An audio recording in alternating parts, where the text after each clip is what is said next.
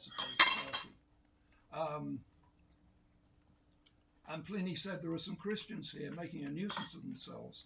They get up early in the morning to sing hymns to Christ as to a God. And I'm not sure what to do about them. Can you advise me on what to do about them? It's very interesting that he went on to explain a few things about them, because it obviously wasn't common knowledge what these Christians believed. But anyway, there are some remarkable things about this historical piece of evidence. But to me, one of the most striking things is he mentions that there's a lot of people joining this cult of Christianity, but he also mentions there are a lot of former members who dropped out.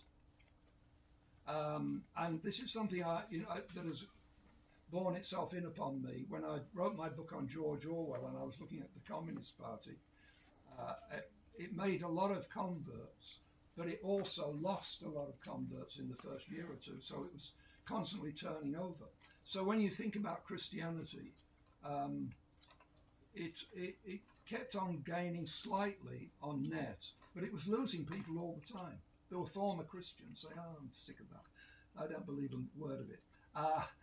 And of course, then what happened was the Emperor of Rome became a Christian and became a particular adherent of one of these sects of Christianity, and suddenly it became very unhealthy not to be a member of that sect.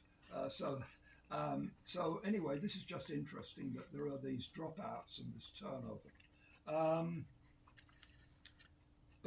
Both movements had a Canadian connection. Both movements, and I suppose this is why we want to compare them,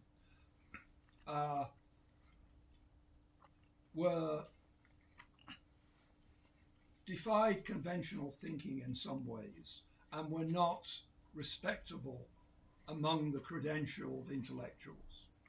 So people who had university posts in the topics which both of these movements dealt with, notably ethics, but also economics, politics, and so on, generally disapproved or else were pointedly totally uninterested in these movements.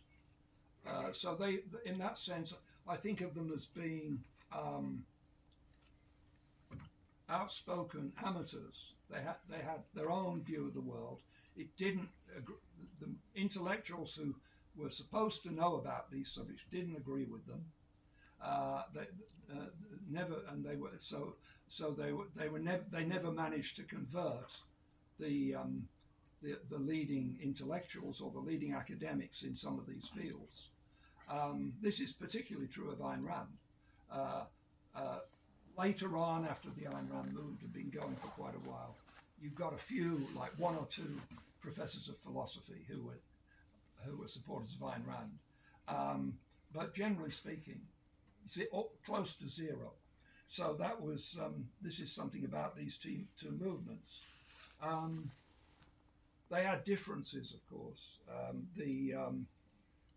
In the Ayn Rand movement, if you became involved, you were automatically aware, very quickly, immediately aware, that there was a lot of economics and politics, free market economics, and what I think we can call classical liberal politics, although Ayn Rand always despised terms like libertarian, classical liberal, and so on, and always tried to give the impression that she thought it all up herself. There hadn't been any proponents of the free market before her. But anyway, so whereas with the Jordan Peterson movement, you could become involved and not realize there was a political dimension to it, because it was mostly about what you should do to get your life into better shape. Both movements recruited young men. But in the 1960s, for a movement like objectivism to recruit young men wasn't commented on. It was hardly commented on how very young the recruits were on average. Whereas the 2010s, we're talking about the full flowering of third wave feminism. And so everything had to be interpreted in sex terms. And people made a lot of the fact that Jordan Peterson recruited young men. Now, if you have an abstract system of ideas and you go out and look for recruits and you're somewhat successful, 90% of your recruits are going to be men, because men are more into abstract ideas than women.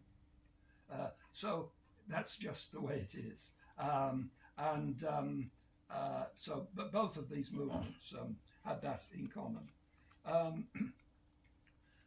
Both Ayn Rand and Jordan Peterson were celebrities who had a big impact on popular culture, but the immediate visible impact of Jordan Peterson was way, way beyond that of Ayn Rand. There was a period of 2 or 3 years where I think it's true to say Jordan Peterson was the most famous man in the world, certainly the most famous man in the Western world.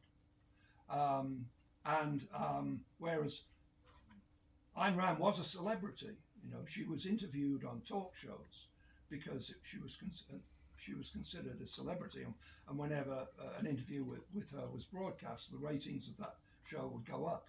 But there wasn't any internet in the 1960s. There was nothing like that, and there weren't any what do you call them? Weren't any blogs. There was no way of communicating directly with millions of people unless you worked for a TV network, and there were only a handful of those, and you could only watch what they chose to give you when they chose to give it to you, because there was no way of recording that. So in media terms, the 1960s is like prehistory. It's almost impossible to believe just how unavailable certain things we now take totally for granted were. These things were unavailable in the 1960s. So it was more difficult in the 1960s for an amateur, non-accredited person to become a big celebrity, to break through, because you were at the mercy of the TV networks and the big newspapers, and that was about it. So anyway, I'm going to say a bit about the Ayn Rand movement. It's going to be mostly factual, but I'm going to make a few very gentle criticisms. Elisa Rosenbaum was born in St. Petersburg in 1905. She was to see the name of this city change twice, from St. Petersburg to Petrograd in 1914, because St. Petersburg had a slightly German quality. I always think of something, being a Brit, I always think of something here that at the same time in the First World War, the British decided to rename German shepherds Alsatians. and they have kept to that ever since. And when I grew up, we had some Alsatians in our house, and I never knew they were called German shepherds, or ever had been, until much later. Anyway, so they changed the name of the city to make it sound Russian. Petrograd, Peter's place or area? I don't know how you would translate that, but anyway, it's very Russian. And then, of course, 10 years later, Petrograd, that's 2024, was changed to Leningrad. Ayn Rand lived to see those two changes of name, but she didn't live to see the reversion to St. Petersburg. So she lived through, as a 12-year-old, she lived through 1917. So you had the February Revolution, which was actually in March, and you had the October Revolution, which was actually in November. And the February Revolution changed an autocratic Tsarist system into a liberal democracy. The liberal democracy only lasted a few months, because when the Bolsheviks took over in November, in the October Revolution that happened in November, they abolished all democracy, and that was the end of the freest country in the world, as it was often called by liberal Democrats at the time. So Elisa Rosenbaum's family was well-to-do. her father had a pharmacy business, and he was not fabulously rich, but quite well off. They lost that when the Bolsheviks came in. They expropriated all businesses, essentially. And they also lost their nice apartment in St. Petersburg because that was taken away and given to some proletarian riffraff who had some connection with the Bolshevik Party. Temporarily, the Rosenbaums went south to Crimea because it was a long time before the Bolsheviks asserted their total control over all of Russia. And there was a period where you were reasonably free in Crimea. So she went to school, high school and everything in Crimea. Then the Bolsheviks got there, so that all hope was lost. And they moved back to where they were most familiar, which was now called Petrograd. So they had relatives here in Chicago, the Portnoys, who they lived on I think in the near north. I once read the address, but I've forgotten it. So Ayn, who would have been 20 or 21, I'm not sure, went on a 6-month visit to Chicago. Now, she had no intention of making it a 6-month visit. In her teens, she had published articles about Western movies. She was a fanatic for Western movies. Cecil B. DeMille, she greatly admired. And so her aim was to use Chicago as a jumping off pad for Hollywood. And she did that. She spent 6 months in Chicago. Then she went to Hollywood. She became an extra on King of Kings, the movie that was being shot by Cecil B. DeMille. She met another extra called Frank O'Connor, not the Frank O'Connor. This is the Frank O'Connor whose only claim to fame is that he's Mr. Ayn Rand. And she married him a bit later, thus legalizing her permanent stay in the United States. And she did write some scenarios. Of course, you know what Hollywood was like, and I think still is. They get a script from someone, and they never leave it alone. They give it to a whole fleet of people to mess with it. That's why there's so many illogicalities in the movies, I think. Is because the people who are doing the messing don't actually know the story quite as well as the person who wrote it originally. Anyway,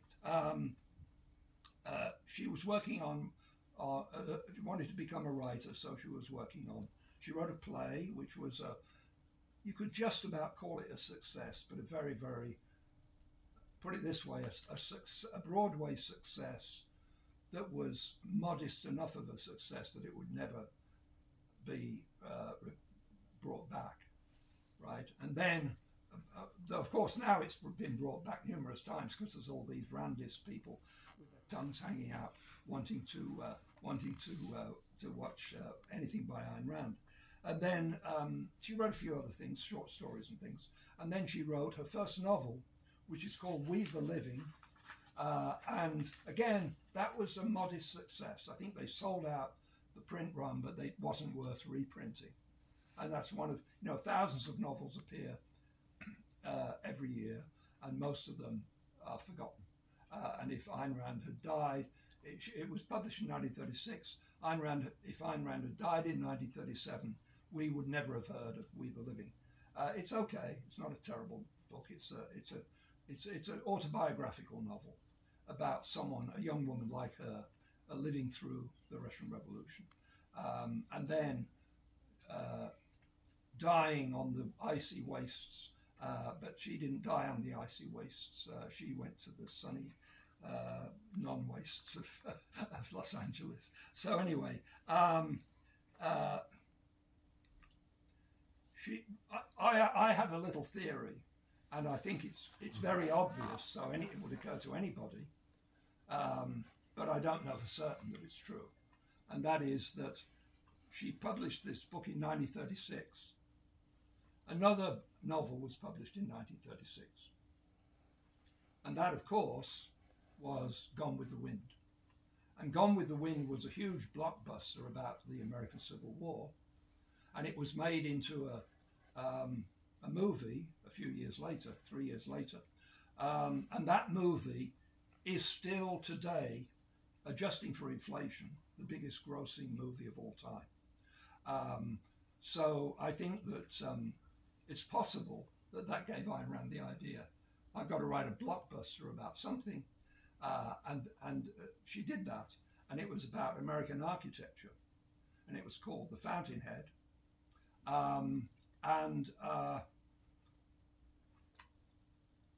It was a big success.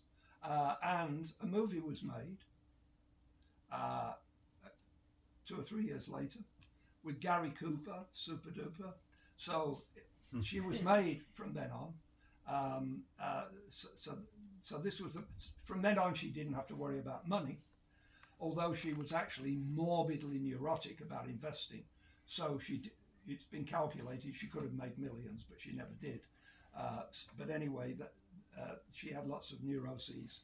But anyway, she was made then, and it was pretty sure bet that her next novel, which she was working on, would be another big success, because usually if someone has such a huge success as she had, and it's made into a movie with Gary Cooper, then you expect them to write another one that would be an even bigger success. So at this point, a young man from Brampton, Ontario, this is the Canadian connection, showed up and was an adoring fan of Ayn Rand. His name was Nathan Blumenthal. He quickly changed it to Nathaniel Brandon, and Brandon obviously is an anagram for Ben Rand. So in Hebrew that would be son of Rand, and that was the closest that she ever came to reproducing.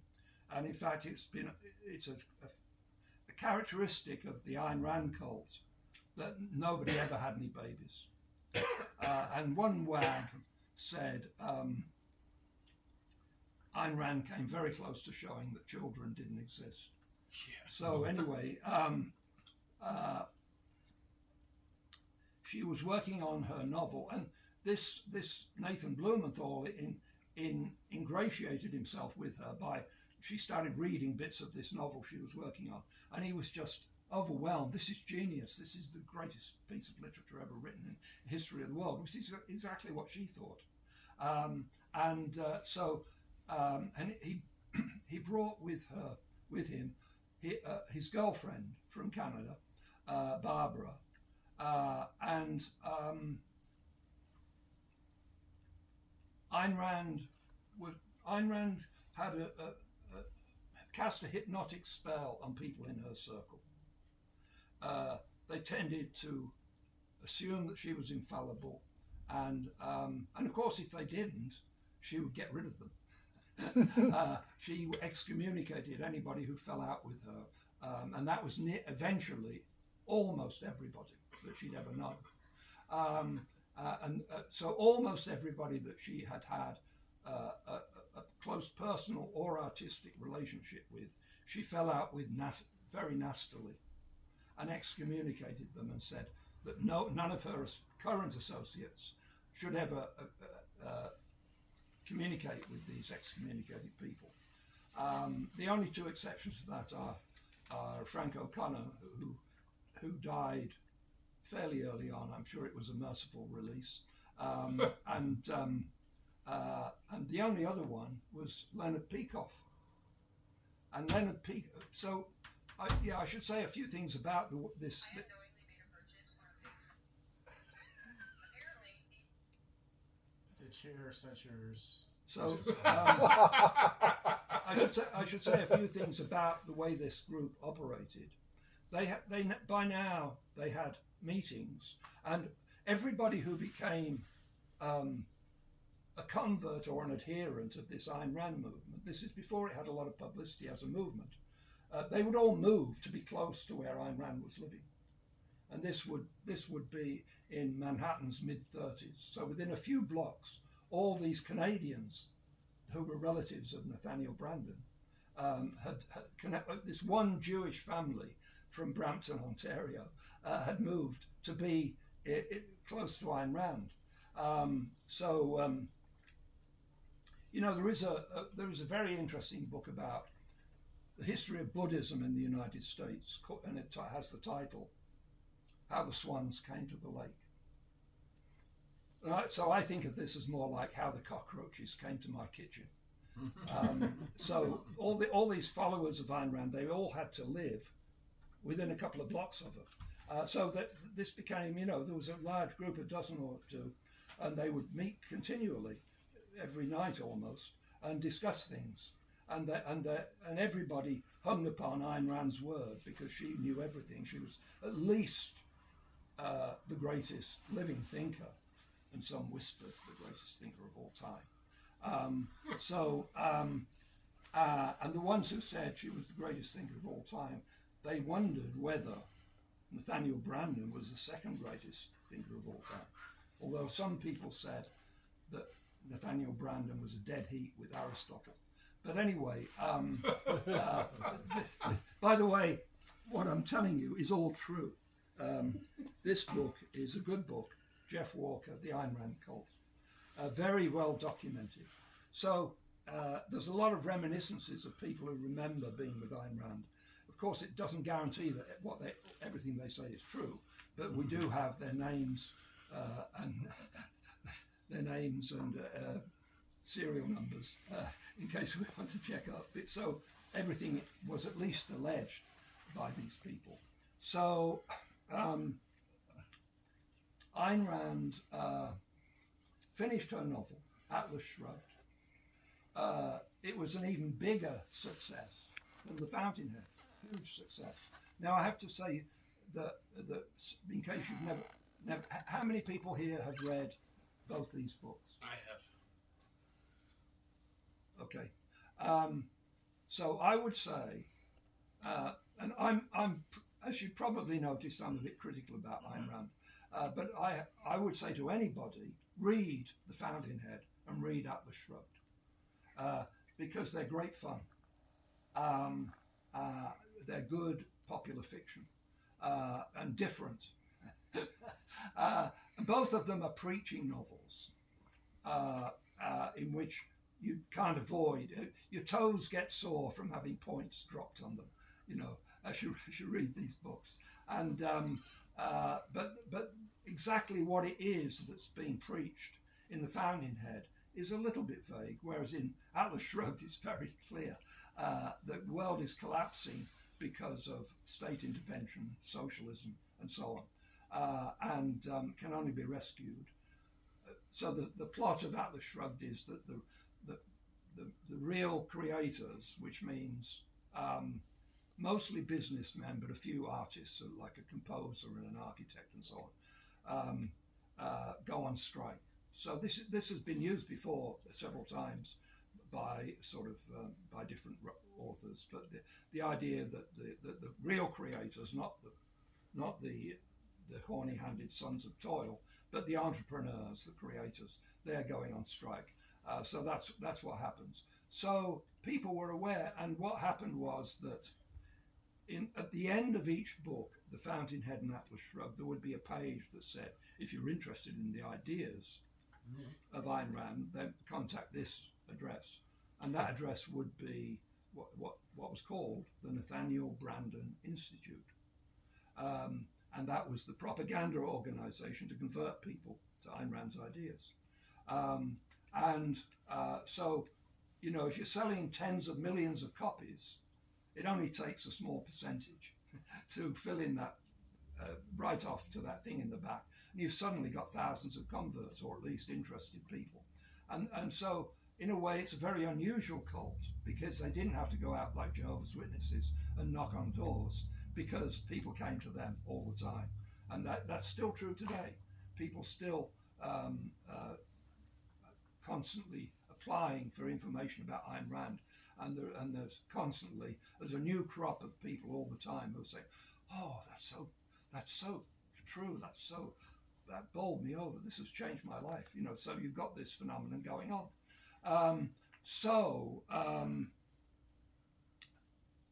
I now have to get to. I'm wondering when I'm going to get to the big surprise. Jordan Peterson was the son of Ayn Rand. No, but there is a connection. That's the only child. No, Candace always looked Reincarnation. into Ayn Rand and determined that she's a man. That's it. Sorry. So in this group of people who met, there was Ayn, and then there was Nathaniel and Barbara. And Nathaniel and Barbara were like the high priests. So Ayn could do no wrong. Nathaniel and Barbara could do no wrong. But everybody else, they were constantly monitored. And if they said something that was heretical in some way, they'd suddenly be put on trial within this group. They'd be humiliated. And part of it wasn't, they were not just on trial, but you said something. Well, for instance, one of their principles was that everybody should smoke cigarettes. And if somebody didn't smoke, that was grounds for suspicion. And it suggested that their metaphysics was screwed up in some way. And so they'd be questioned about this. Murray Rothbard and his little group, he had a little libertarian group called the Cercle Bastiat, named after the 19th century French economist Bastiat, who was a free market economist and also a preacher of capitalist anarchy. And so they had this little group, and then they came under the influence of Ayn Rand, and they started going to Ayn Rand's movements. And it came out that Rothbard didn't smoke. And oh dear. But he said it's like being at school and having a doctor's note, When I was at school and I wanted to get out of stuff, I forged notes from my parents. And strangely enough, they were never questioned, although looking back, they were extremely improbable. So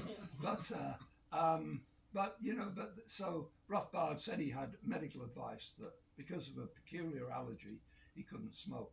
So that was sort of grounds for suspicion, but they sort of, but still. But then they found out the full horror, because occasionally Murray Rothbard brought his wife to these meetings, and she, it turned out, was a Christian, and it was a basic principle of objectivism.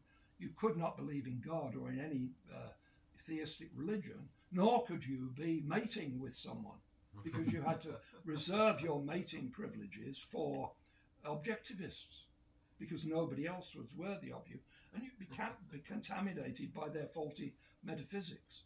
So, this was an episode. Eventually, Rothbard and his little group of followers left the. That's one of the many people that fell out with Ayn Rand. So this is what was going on. Now,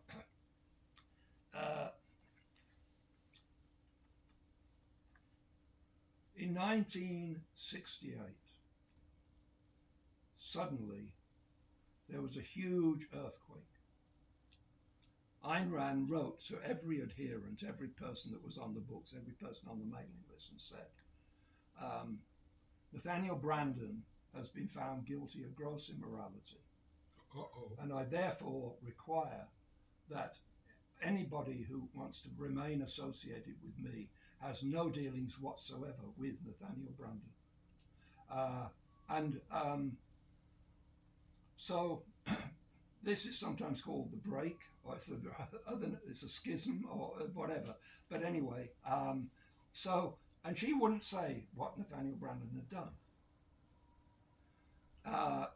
So what had actually happened, now we have to go back, this is like a movie, 10 years earlier, or whatever it was. So you have to imagine this. Nathaniel and Barbara have got married at Rand's insistence, because she said, you mate for each other, you have to get married. So they got married, And so there were these two married couples who lived almost in each other's arms. They were so close, you know. So there was Barbara and Nathaniel, and Ayn and Frank. So one day, Ayn and Nathaniel, actually they all called him Nathan still, despite the fact that his public name was Nathaniel Brandon. So Ayn and Nathan were going to meet several times a week for a platonic interlude. And so this was put on the calendar. You know, there was like 3 days a week for 2 hours they'd meet because they were in love. And this was entirely rational because Ayn Rand was at least the greatest thinker of all time, and Nathaniel Brandon was at least the second greatest thinker of all time. So then, of course, as you can probably guess, a month or two later, they had another meeting of the four, and Ayn and Nathaniel said, well, we've decided it has to be a sexual relationship. And on both these occasions, Barbara and Frank nodded. Of course, this was rational because it was coming from Ayn and Nathaniel. So if ever you've had the suspicion that only flaky leftists have very dotty views about personal relationships, forget that. I don't think many of them can come close to the Ayn Rand cult. So basically then, after that, they were meeting for this sexual thing every 3 times a week or whatever it was. And then Atlas Shrugged came out. And Atlas Shrugged was a huge success. Yet Ayn Rand went into a depression because the big intellectuals of the day weren't acclaiming it. She had hoped that some of the leading intellectuals in the United States would come to her, rally to her cause and say, yes, Ayn Rand is our leader. You know, but nothing like that happened. All the leading intellectuals either just had no interest whatsoever, or else they said, well, this is okay popular fiction, but it's not. But it's got a lot of naive ideas in it, you know, and so on. So she went into a deep depression. And one of the symptoms of a deep depression is you lose interest in sex. So she stopped having sex with Nathaniel. But then a few years went by, and she came back to Nathaniel and said, I'm ready for sex again. Now, I don't want to say anything that would be upsetting to anyone, but Ayn Rand was 25 years older than Nathaniel. Just saying. And anyway, Nathaniel reacted by saying, well, I'm not sure I'm ready. So then all the hounds were unleashed. What was wrong with Nathaniel's metaphysics? So they had hours and hours of agonized questions about what could have gone wrong. Why couldn't Nathaniel see that the only rational thing for him to do was to have sex with Ayn 3 times a week? So this went on for a while, and it was so cast a cloud over this, the idea that Nathaniel was perfect like Ayn. You know, there's a sort of slight doubt there. But then Nathaniel became involved with a young woman on the fringe of this objectivist movement, who had attractions that lay in different parts of her body than her cerebrum, and so they were going at it every day, and they were constantly reporting to Barbara what was happening. And Barbara, over a period of time, this went on for months, over a period of time, Barbara got really nervous about this because she said, if Ayn ever finds out, this is going to be, you're not going to believe. It might even lead to violence. So that went on, and then eventually, after a lot of back and forth. So this is an unusual love triangle, right? Because the wife knows about the affair, but she's colluding with the husband in keeping this knowledge from the guru or the great leader. So anyway, whatever, the mother figure, perhaps. So anyway, eventually, Barbara said to Nathaniel, "This is too much. I've got to tell Ayn." And so at this point, Nathaniel just shrugged and said, "Oh, you've got to tell her. You've got to tell her."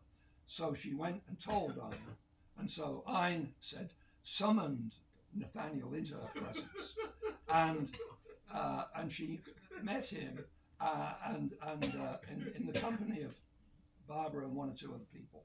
There were witnesses to this.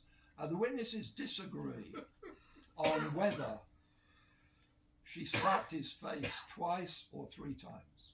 That's a difference. You know. It's like looking at the Gospels, which is true. Well, at least it proves that at least one of these accounts is not infallible. Anyway, so she went into this tirade against Nathaniel, cursed him and said he'd be impotent for the rest of his life. And then, of course, she immediately dashed off this letter to all her supporters saying that Nathaniel Brandon had been found guilty of gross immorality. So that's what happened. And so anyway, there's a little interesting sort of afterward to this aspect. I think that Nathaniel Brandon had long been planning to go to Los Angeles and be set up as a psychotherapist. But he was hoping to get Ayn Rand to write the introduction to his book he was working on, called The Psychology of Self-Esteem. So that's one of the reasons he didn't tell her. He wanted to get her to write this introduction, and she had such a name that it would sell the book and get him clients. So that plan didn't go off because she wouldn't write the introduction. Right? In case you'd missed that, she wasn't going to write the introduction. So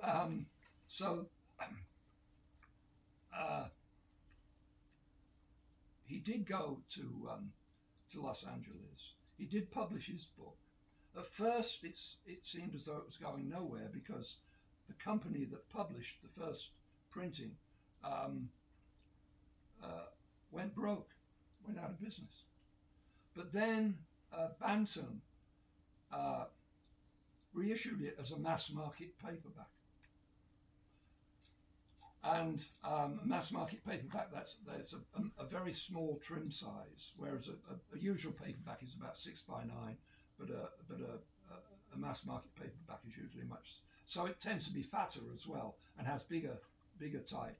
And it's published at a very low price on the gamble that you're going to sell hundreds of thousands of copies.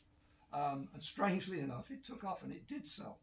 And of course, one of the reasons it took off was because this was now the 70s. This was 1970 or 71, I forget which. So this is what's known as the me decade. And strangely enough, the whole Ayn Rand, because Ayn Rand wrote a book called The Virtue of Selfishness. So her ethical system was selfishness is good. So this was in harmony with this direction of popular culture. You know, the 70s was the period where, and you can see the baby boomers who are responsible for all the evil in the world, of course, they were rippling through different generational markers, and they were now getting to this stage where they weren't protesting anymore. They were just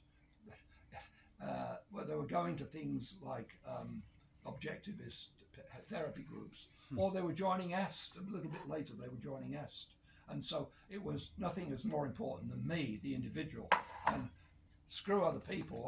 I need to. Blah, blah, blah. So this is the me decade, you know. So it's not all that nice. But Nathaniel Brandon wrote the Bible for this because, of course, he'd softened all the really bigoted and nasty parts of the Ayn Rand creed in this book, and it was really in touch with touchy-feely Hollywood, you know, Beverly Hills. Let's open up and let's, you know. And so I don't need to say much, but basically, he had a huge success as an author, and therefore a huge success with clients. This was something that Ayn Rand hadn't bargained for, that there was this counter influence out there. So I should say something about Ayn Rand's philosophy. I don't want to start to outline it because that would be too painful. She didn't know anything about philosophy, really. And she didn't read books on philosophy or anything like that. She had a very strong view about certain figures in the history of philosophy. And she got that by listening to people talk and give reports and so on. She reviewed books she hadn't read.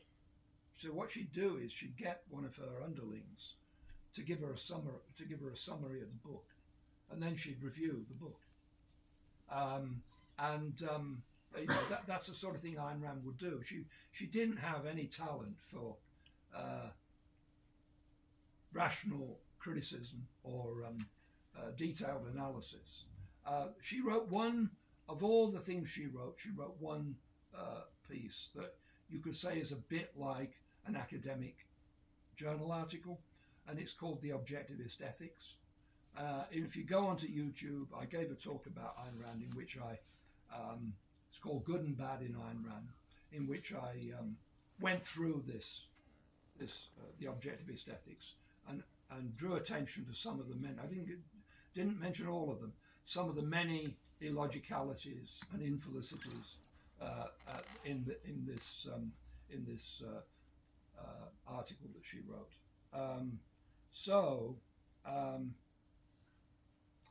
I think maybe it's time for me to move on to Jordan Peterson. Oh, I should say this. There are so many things about the Ayn Rand cult that I haven't mentioned. So I just mentioned that there was a certain way of dressing and behaving. And there were some women members of this cult. And they all dressed like Ayn Rand. So she had this hairstyle that was a bit like a helmet, you know, and she had and she wore a cape, and on the cape was a dollar sign because she had this idea the dollar sign was going to be the replacement for the Christian cross, right? Because she worshipped capitalism, so the dollar sign was going to be the emblem of this new religion, and she smoked incessantly. And of course required of her followers that they smoked. And she smoked with this very long holder. So a lot of these objectivist women who were on the fringes of this Manhattan-based, this was all taking place in Manhattan. They copied Ayn, you know, they copied the hairdo, the cape, the dollar sign, and the long holder and the cigarette. So she smoked incessantly, all day, every day. I'm not sure of the date, but in the late 70s at some point, she went to see the doctor, and the doctor said, "Well, we've got to do something because, one thing you've got to do is immediately stop smoking." And she said, "What?" And she went into a tirade because one of her little speeches and set pieces was that statistics are unreliable. They're epistemologically unsound, and you're going to suffer from bad metaphysics, and therefore horrible things are going to happen to you if you believe in statistics. And so the doctor presumably let her, I'm imagining this, let her go on for an hour or two.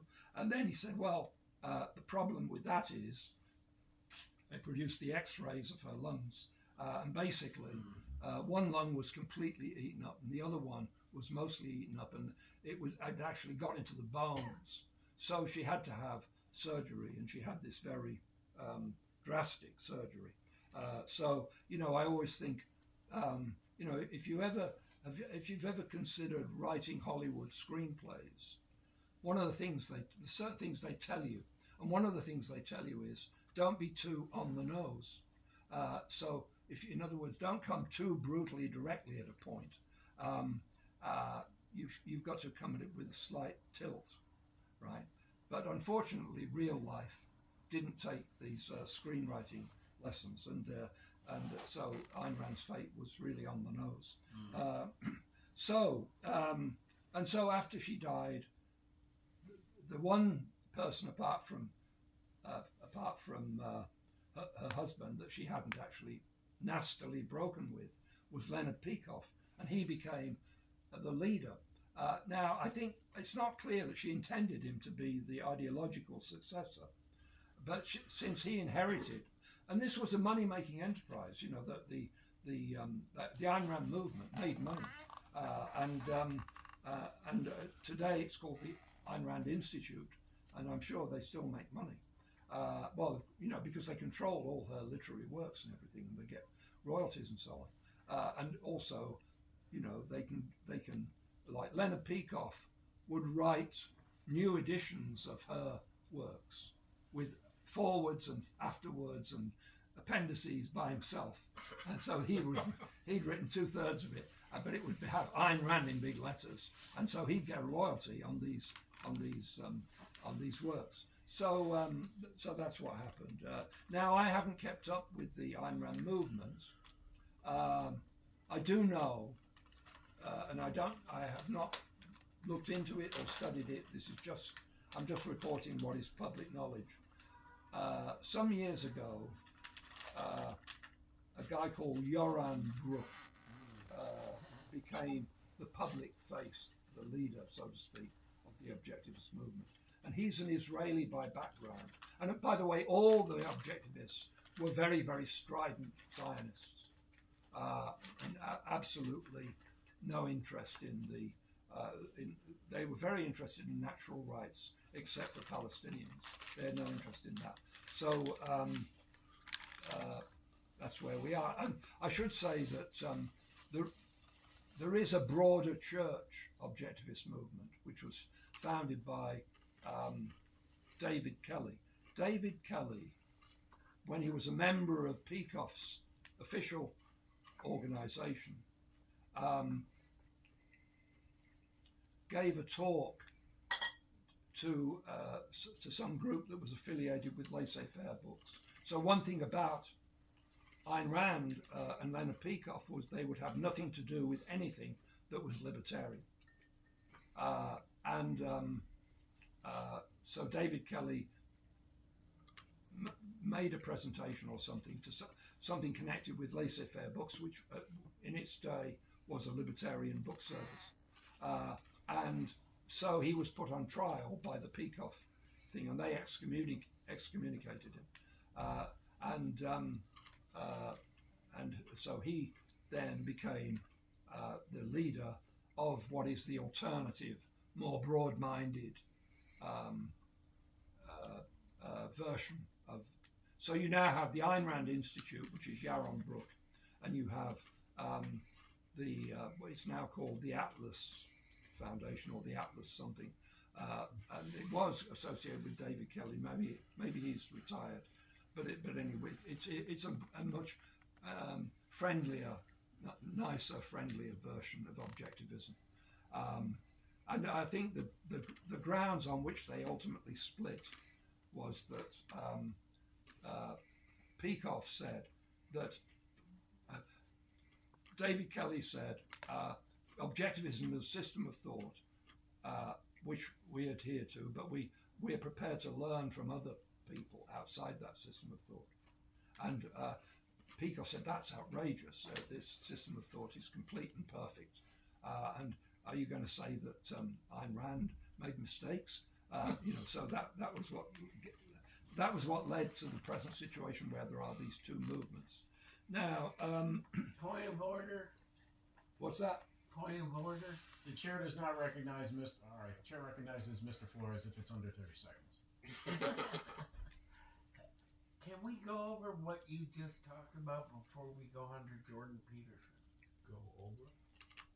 About Ayn Rand. Well, Quick summary. In other words, ask you questions about what you just talked about before we go to the next. yeah, I don't see why not. As long as it doesn't, I've got a lot to say about Jordan Peterson. Yeah, let's do it. All right, for me. If that's okay with you, Victor. The chair would never dare contradict the supreme leader.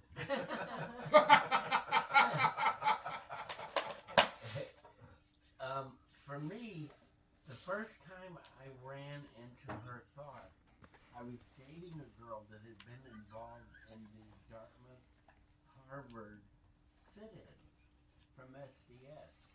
And I was in Boston, and I saw a march of objectivists, who, by the way, were even then anti-libertarian. I mean, they made it clear they didn't want libertarians anywhere near their movement. Were chanting laissez-faire capitalism to a poor black neighborhood. And I remember, like, the Vietnam War still going on. We still have the draft. And here they are marching through a black ghetto saying laissez-faire capitalism without explaining what it is. How, may I ask, did a group that started as an anti-Stalinist cult group, in fact, when she began, it was the only philosophy against socialism at that time and against Stalinism. Most philosophers and economists were jumping on Stalin's bandwagon. How did they become a cult when they started as being against Stalin's cult? Well, I mean, I don't think most philosophers in the US in the 1960s were Stalinists. No, I'm talking about when Rand started. When she started, the prevailing philosophy was socialism and Stalinism. Well, I mean, look, there's no doubt at all that the humanities in the United States have had a strong left-wing tilt for a long time. But I don't think it's true that philosophers in the 60s, when the Ayn Rand movement got going, were mostly Stalinists or communists of any kind. I mean, I think that would be a rare position for a philosopher in the 1960s to hold. And if I think about some of the famous philosophers, really outstanding American philosophers like Willard Quine, for example, they certainly never had anything to do with being Stalinist. And in fact, I'm thinking more when she began. So I'm talking about 20s, 30s, 40s. At that time, liberals thought Stalin was the be-all, end-all. Socialism was great. And she came out against that cult. But she ended up creating a new cult. How did it go from being anti-cult to a cult? it wasn't anti-cult. It was a cult. I mean, as Ayn Rand, I think, she had very good native wit and very good basic intelligence. But from a very early age, she had trained herself to be very dogmatic and to assume. I mean, you wouldn't believe some of the things that I haven't covered. I mean, Ayn Rand had a theory of sex, and she told people that she had come up with this theory of sex when she was aged 15. And then she added, of course, I had the basic elements in position when I was 12, but by the age of 15, the theory was complete. And she meant it. This wasn't a joke. I mean, she really meant that. And there are many other things like that.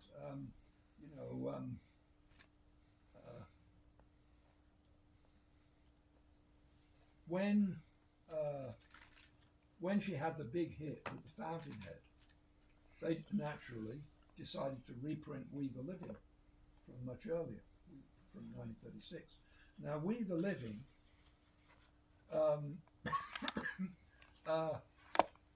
it's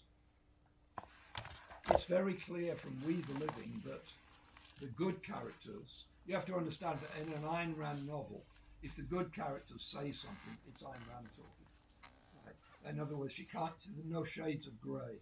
So you can't have a good character who says something that's half right. So it's clear from We the Living that the good people have a total contempt for the great mass of the population. They are just filth. They're just dross. They're not worthy of any respect.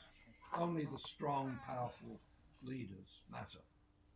And she got this from Nietzsche, or she thought she did. It's kind of vulgar Nietzscheanism.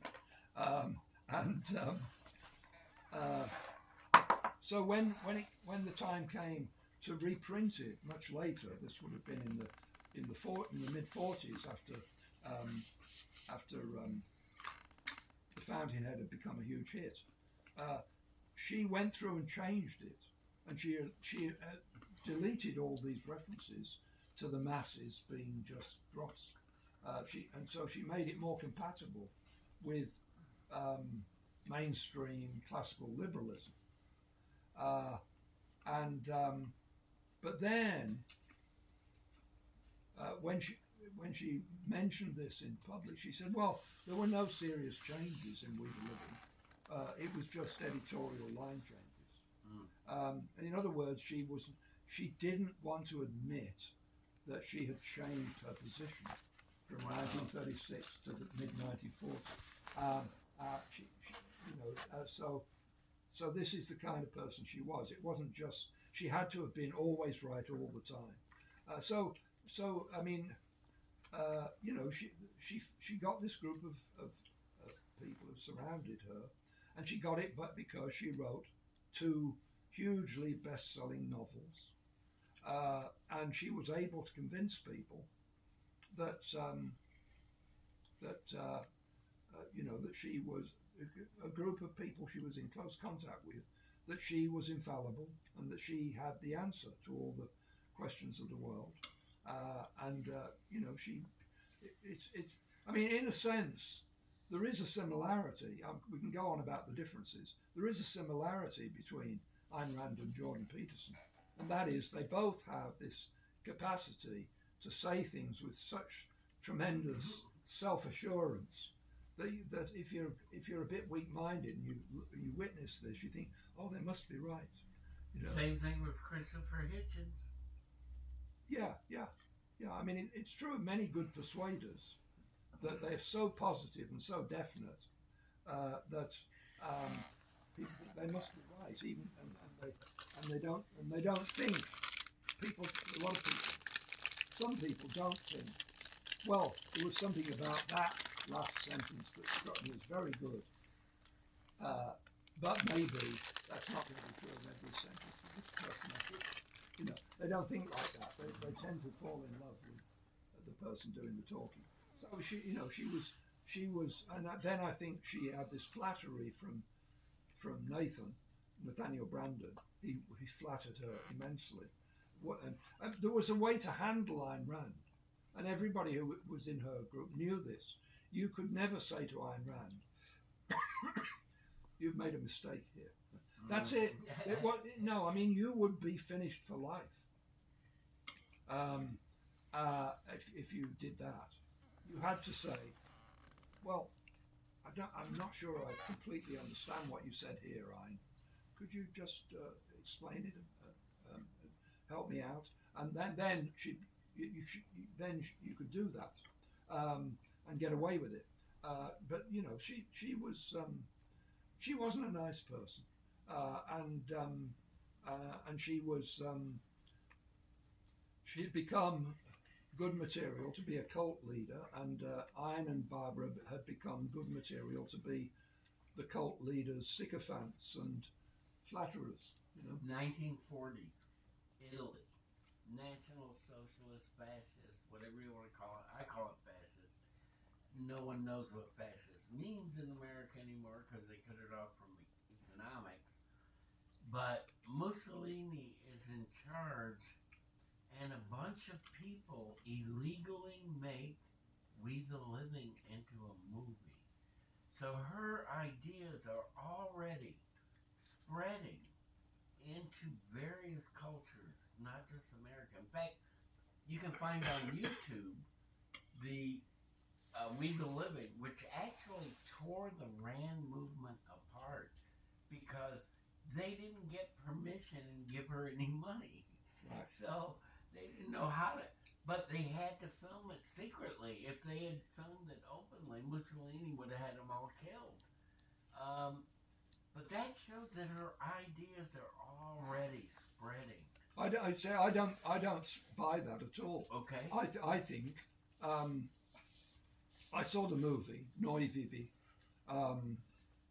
years ago when it came out, and there's nothing in that a fascist would object to. It's very anti-communist. There's nothing a fascist would object to. So I think that the legend was spread by the objectivists that there was some kind of friction there. Okay. When in fact, first of all, there is this point that We the Living the version they had was the first version. So it didn't have some of the more sort of intense free market stuff. But then early fascism did have a free market streak to it, But I don't think any fascist would have been upset or in any way put off by that movie. And I think it's by the way, I thought it was a good movie. Yeah. Stars the woman from The Third Man, Orson Welles. Mm-hmm. After he saw that film, a bootleg copy or whatever, because it wasn't released in America, he hired her to be the woman in The Third Man, which is still the best film noir ever made. Wait, Ayn Rand is in the Third No, Man? no. The woman that stars in the film. Oh, that you're talking about. I get it. Yeah. Yeah, I get it. We the Living. Sorry. All right, the chair recognizes himself for a few very quick questions. I would propose, I make a motion that we deem mean objectivists who are unkind as objectivists. Also, do we think that Rand had diagnosable personality disorders or psychological disorders? Aside from the depression that you mentioned, was there an ongoing sort of like this is part of who she is, like a BPD or, something like that? Yeah. Did she have anything like that? Well, I don't have a great respect for psychiatric categories. Okay. Because my background there is being supporting Thomas Sowers. Although I did eventually come around to the view, which I've expressed it on many occasions, that his opposition to what was called mental illness is basically unsound. But I do think a lot of psychiatric categories are just sort of made up in response to cultural movements. The obvious example of that would be as late as the 1970s. Authoritarian personality. I was going to say that homosexuality was a disease, and then pretty quickly it switched to being not a disease. Well, there was an intervening period of just a couple of years, and this was on the DSM, the diagnostic list of diagnostic criteria and so on. It was a disease if you didn't want it. If you didn't want to be homosexual but were, that was a disease. So I always thought, that if you were diabetic and didn't want to be, that would make it a disease. But if you love being a diabetic, that's. But anyway, but within a few years they made the transformation, and nobody would say that no official psychiatric organization in the United States would say that homosexuality was a disease or a disorder, and that's clearly, psychiatrists have to earn a living, and they have to get along with people who have certain views and so on. I think it's less than a perfect science. I would also like to make a motion that if you establish a cult, you call your followers the Steelers. Okay. Thieves. Yeah. I would just It's not like Steelers, to it's say Steve. that, I can't remember which famous physicist made the statement that there's two kinds of science: physics and stamp collecting. And psychiatry definitely fits into the stamp collecting category. Interesting. I never Maybe. heard that. Oh, yeah. Here's the thing too to consider. Famous book written in the 60s. It starts with Ayn Rand. A lot of conservatives, or people who were in college and young, a lot of people who lived in communist, fascist, socialist societies, they began to think about their society because of Rand. And that's mostly Fountainhead and Anthem. But you don't need objectivism as a philosophy to find interesting things in the novels. Or to discount her criticisms of socialism and her support for capitalism. The chair recognizes himself for one more question. Chair. If Nathaniel and Barbara. and Ayn rendezvoused here we 3 go. times a week, how often did the primary relationships get to like Ayn and Frank? Was it more or less? I'm curious. I'm guessing it would Do have we been know? There are certain questions where I don't have the stomach for looking close. There's a scene in the adaptation of The Passion of Ayn Rand that has Helen Mirren as Ayn Rand, and it's got Eric Stoltz as Nathaniel Brandon, and it's got Peter Fonda as Frank O'Connor. When she so she's already having the affair with Nathaniel Brandon when she completes Atlas Shrugged. I'm not sure how true this is, but in the film, after Nathaniel thinks he's going to get like all the affection, like, oh, I completed the novel, but she goes to Frank instead, and I think that like tried to show she probably still had some sort of primary affections or deep affections for Frank, despite the affair. Yeah, I don't know. There are lots of little things like that. I just have no idea because no one has. I mean, what I know is what was stated by Barbara Brandon in her book, The Passion of Ayn Rand, which is, I thought, was very well done.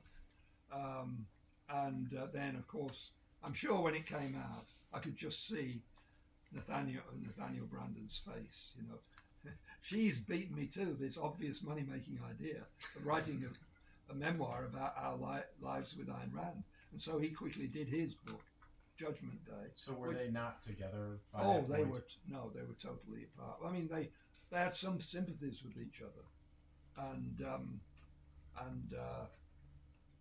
but she made a few off-the-cuff comments that suggested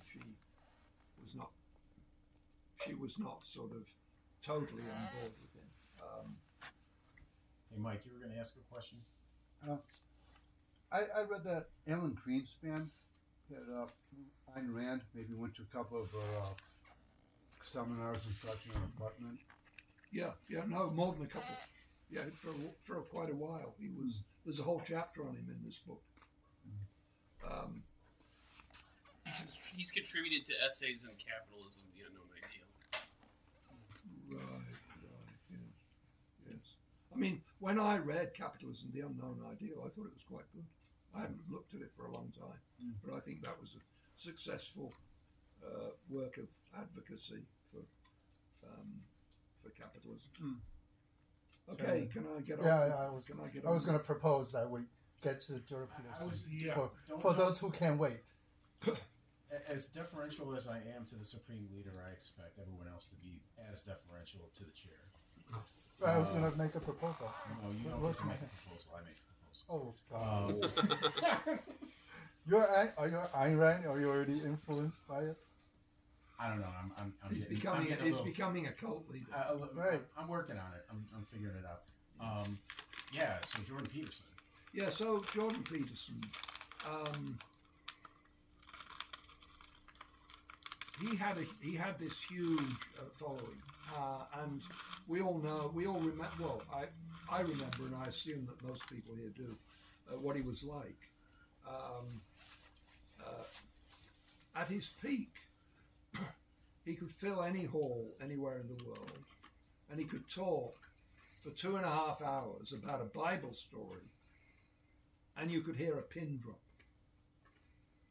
drop.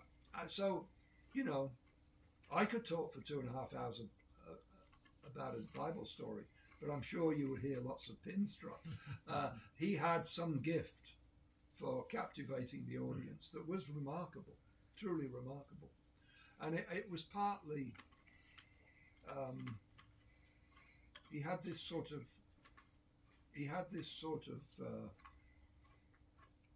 this mannerism, or this kind of image. He would talk, and he would be looking into the distance and moving his hands around, and it was as though he was painfully, by dint of really tremendous intellectual exercise, he was achieving new insights that had never been achieved in the history of the world before, and he was doing it in front of you, and so there was this kind of tension, and he was a very smooth talker. He could finish a sentence that had started 3 minutes earlier, and so it was an amazing performance. And then, of course, there were things like turning points. Like I think one of the most amazing things was his interview with Kathy Newman. Well, sure. And that was a huge victory for Jordan Peterson. She interviewed him. This was for the BBC. It was a British production. Channel 4 or something like that. Oh yeah, Channel 4. Right. Okay, so it wasn't the BBC, but it was a British thing. Yeah, you're right, Channel 4. And one of the most amazing things about it's worth seeing, and you should make sure, if you haven't seen it, you should get hold of the absolutely uncut full program. Because if you just see a few highlights, you don't get what happened. The thing is that after they did that program, they released the whole program, which they didn't have to do. And they obviously did that because they thought it was a triumph for Kathy Newman. and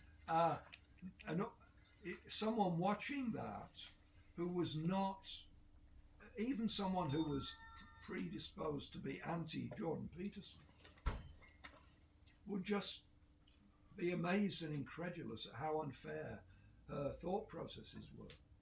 And of course the classic line was, so you're saying that. He would say something and she would say, so what you're saying is, and then she'd say something that was really not what he just said. It was not totally unlike, but unlike enough that it was a travesty of what he just said. And this happened again and again and again.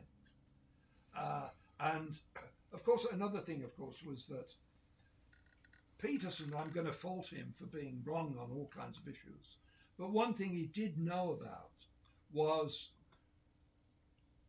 psychological research in in the years earlier, he taught at Harvard, and he wrote papers for psychological journals. So he was up on he was a college professor who was up on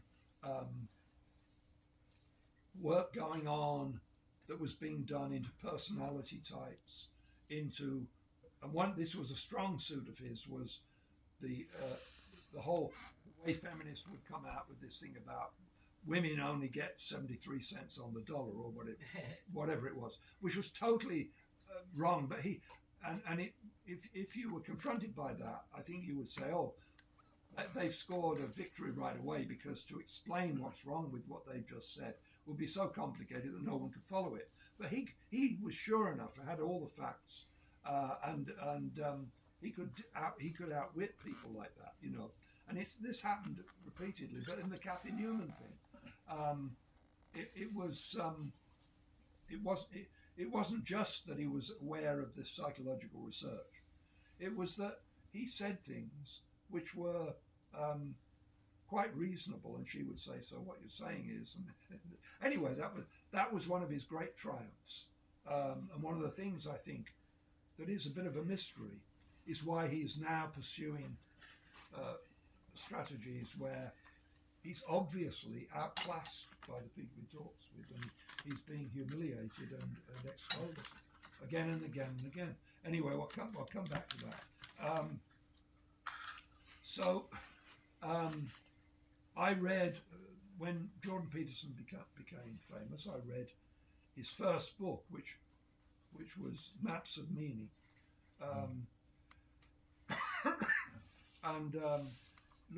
Most people haven't read it. They've read 12 Rules for Life and its sequel. They've read those two books. But they don't. Very few people went back and read Maps of Meaning.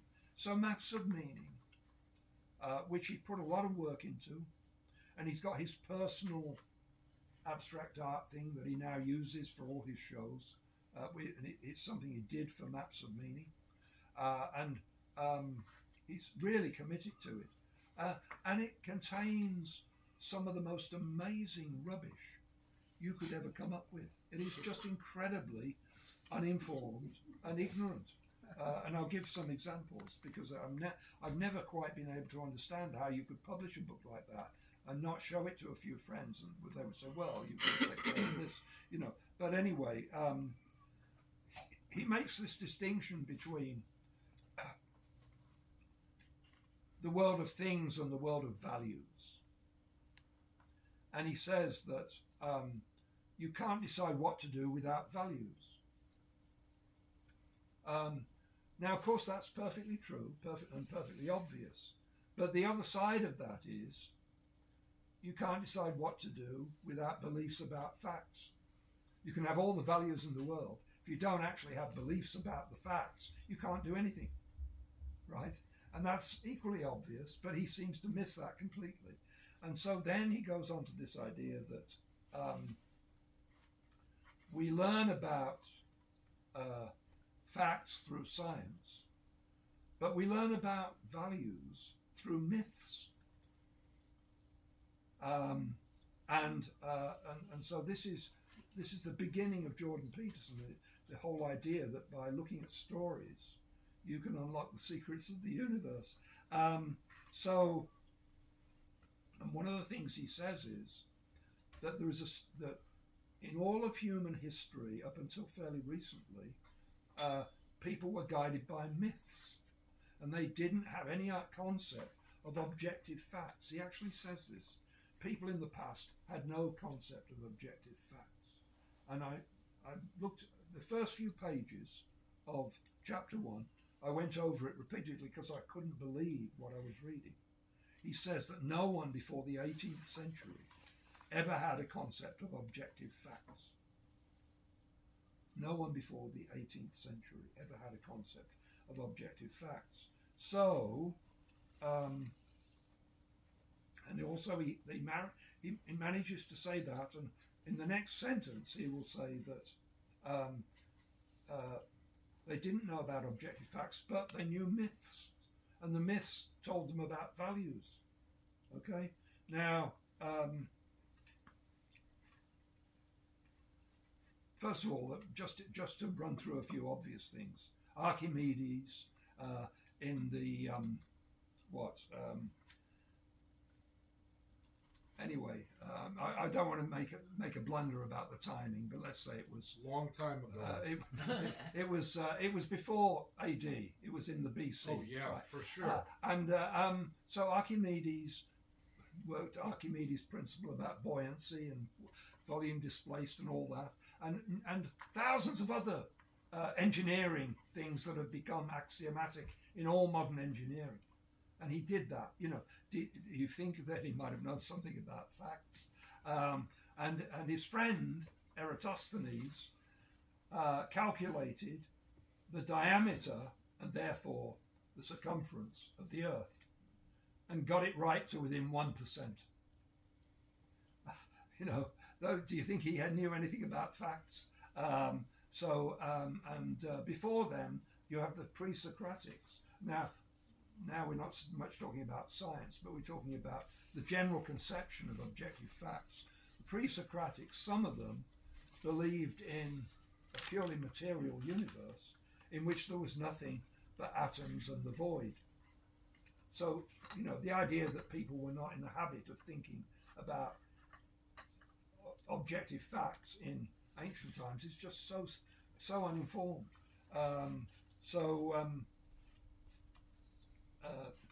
The Sumerians invented writing earlier than 3000 BC, so more than 5,000 years ago. And in this writing, it's quite clear that they thought about objective facts pretty much the way we do. They didn't sort of disguise objective facts as mythical constructions or anything. And Peterson keeps on coming out with these statements that people had myths, but they didn't know anything about facts. Well, if you think of a myth, like let's say the myth of Icarus, so this guy puts on wings, attaches them to his body, flies up, and then he gets too close to the sun, and the adhesive melts, and he falls into the sea. Now, before you can follow that myth, you have to know about wings, flight, sea, up, down, heat, the sun, and so on. You have to know about all these things, which are objective facts about the world, or your opinion of objective facts about the world, at least. So the idea that people who, in other words, you cannot follow a myth without knowing lots of factual stuff about the world. You have to have that before you can construct a myth. But Jordan Peterson is completely oblivious of all that. And he says that before the 18th century, nobody was experimental. I would say, well, have you ever looked at a kitten or a puppy? They are experimentally learning about objective reality. And they do this with an obsessional commitment. Now it's true that human babies are a bit immobile, but it's now been established by research into child development that they're thinking all the time and they're constantly revising their theories about the world. And there is a famous book, what's her name? Gopnik, Alison Gopnik, the scientist in the crib, where they do lots of experiments, and they can use, they have infinite videotape, and they have very accurate timing, and they can monitor the reactions of babies to certain experiences. And so they built up a big picture of what's going on in a baby's mind, a newborn baby's mind even. And it's highly scientific, and it's replacing one hypothesis with another all the time. They're working on this. So, this is completely contrary to what, and he's a psychologist, so he should know about that stuff. But he didn't. Yeah, but what kind of psychologist? I mean, a young man would say. The chair does not recognize Mr. Flores just can yet. can you let me get on with this, please? Yeah. So by the way, this idea of being, Peterson has a lot of good things to say about Jung, and he believes in Jungian archetypes, but that's got nothing to do with his professional expertise. That's like private opinion. And personally, I think that there is nothing to the idea of Jungian archetypes. And what Jung did was he noticed there were similarities between different mythologies, and some of these similarities were strikingly similar to people classified as mentally ill, the way they thought. And so he got this idea that in the unconscious, we all have, for hereditary reasons, we all have these archetypes. And it's very important to Jung that these are not acquired by culture. Of course, that enables him to eliminate one way in which these archetypes can be transmitted, which is by culture, by hearing about what someone else is saying. And I think I don't see anything in the world of mythology and so on that's inexplicable without a hereditary archetype. And then, of course, Peterson, we're still in Maps of Meaning, comes on to alchemy. Now, there was a time when it was thought that alchemy was something mystical and spiritual. This has been totally and utterly debunked. Alchemy was physical chemistry. It was the alchemists who adopted the procedure of carefully timing everything, carefully noting quantities, and it was chemistry. And so this has been a revolution in thinking about alchemy in the last 50 years. There's a guy called, I'm not sure how he would pronounce his name, it's an Italian name, but he's American, Principe, I'm going to guess is how he says his name. Lawrence Principe. He's written a lot of stuff and he's given a lot of interviews on YouTube. And it's definitely established that alchemy was not an occult discipline. The alchemists believe it was called chemistry was called alchemy generally up until about the year 1700, and it was treated as being an empirical science, and it was an empirical science. And you can read what Principe has to say about alchemy.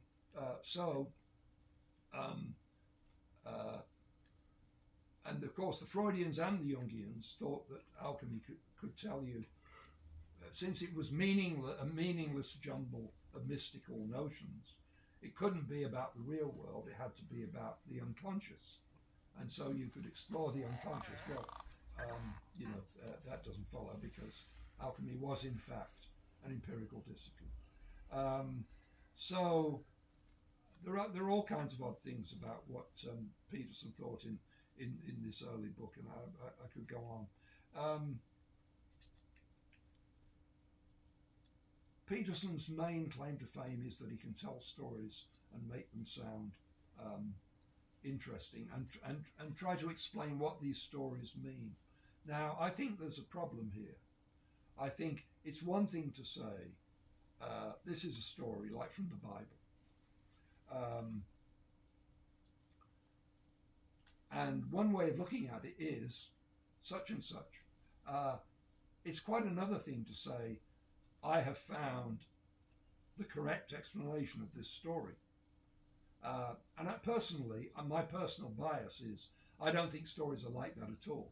I think a story has value, and to replace the story with a formula of interpretation is to lose the magic of the story. This is my view, right? I think literature is important in itself, and stories are important in themselves. So,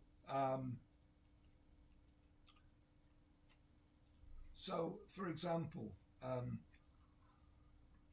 Jordan Peterson said, I didn't know the meaning of the story of Adam and Eve until I read Paradise Lost. Okay. Now, what are we to make of this? Paradise Lost is a book by a Protestant, a Puritan, a believer in the devil, and a believer in all kinds of Christian stuff, which Jews didn't believe in. The people who wrote the story Adam and Hava, right, Adam and Eve, they didn't believe in a devil. There is no devil in I was going to say in Judaism. I think that's probably true, but certainly in pre-exile or pre-captivity Judaism, there is no devil. There is Satan, who is totally under God's orders and can never go against God's orders.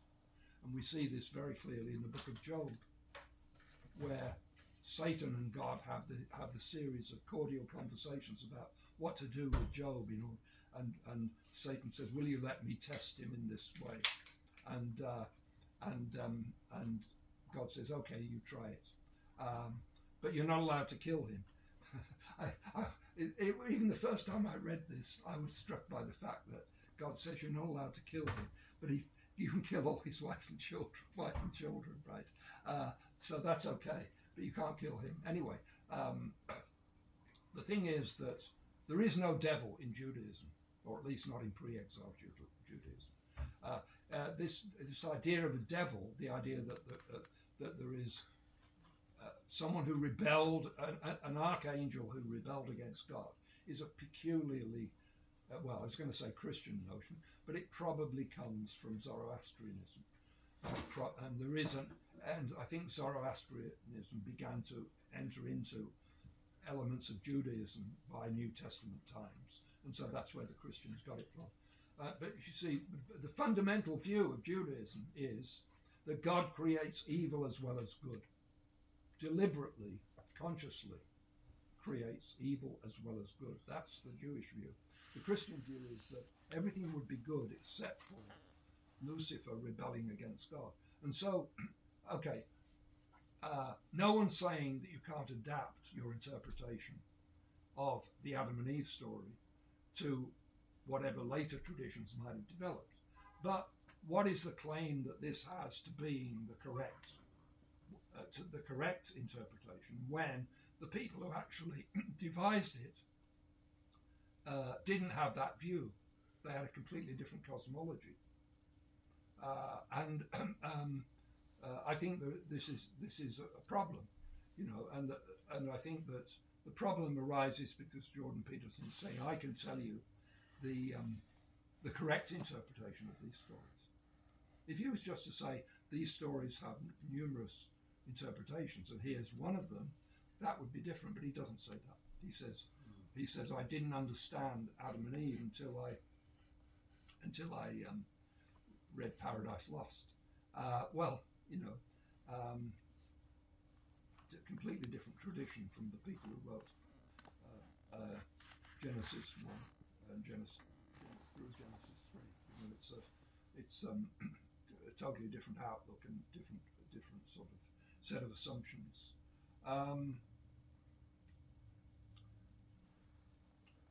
I think another story that Peterson and it gives one of his 2-hour presentations on. There is the story of Abraham being about to make Isaac a burnt offering.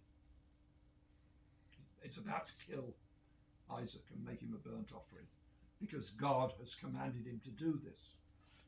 And then at the very last minute,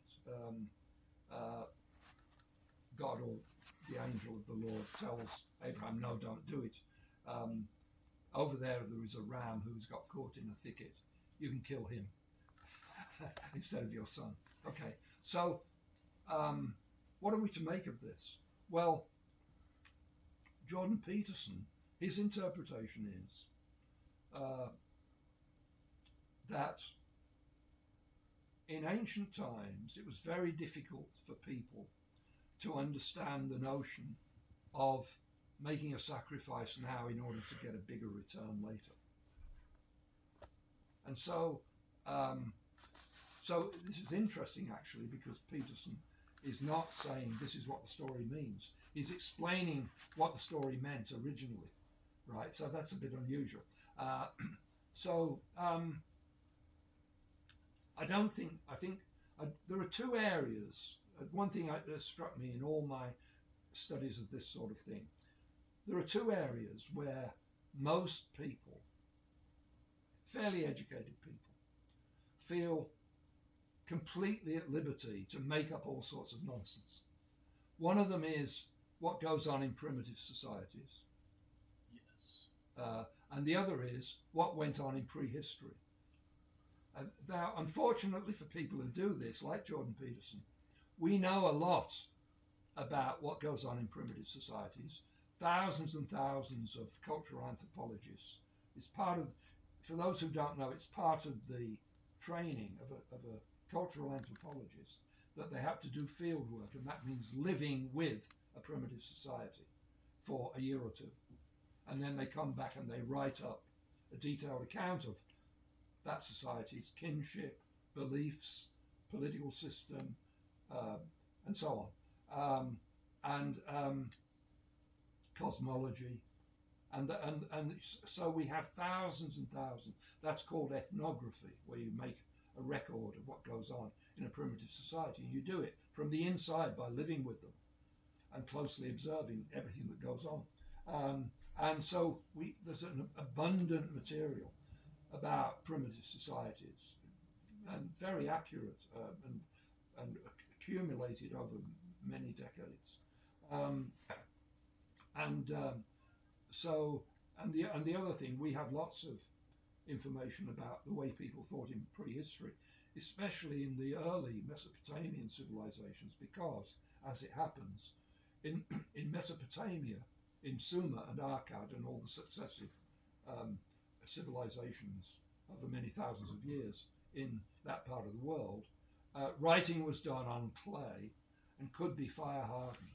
So it's just as good now, if you dig it up, as it was 5,000 years ago, in many cases. Whereas writing that was done in the Roman Empire and in the Greek world before the Roman Empire was mostly on papyrus, and it degrades very easily.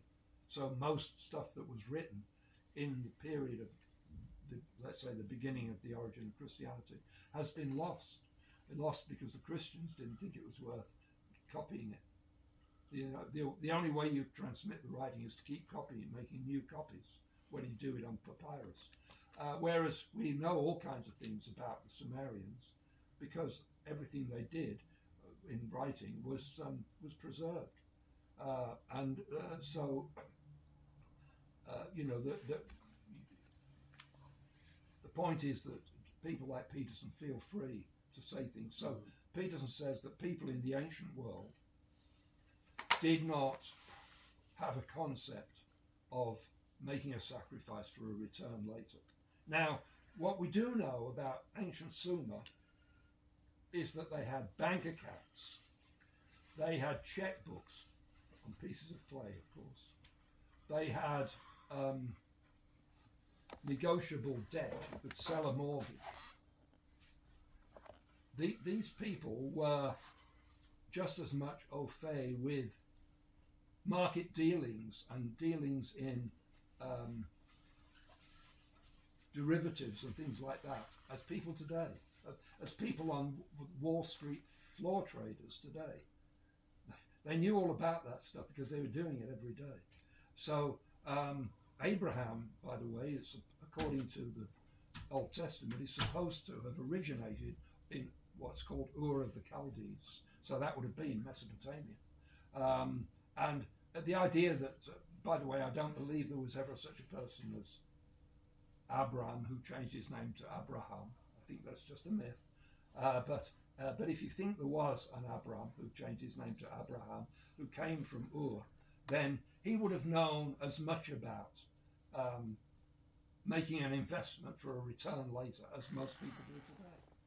So this is just, sheer fantasy on Peterson's part.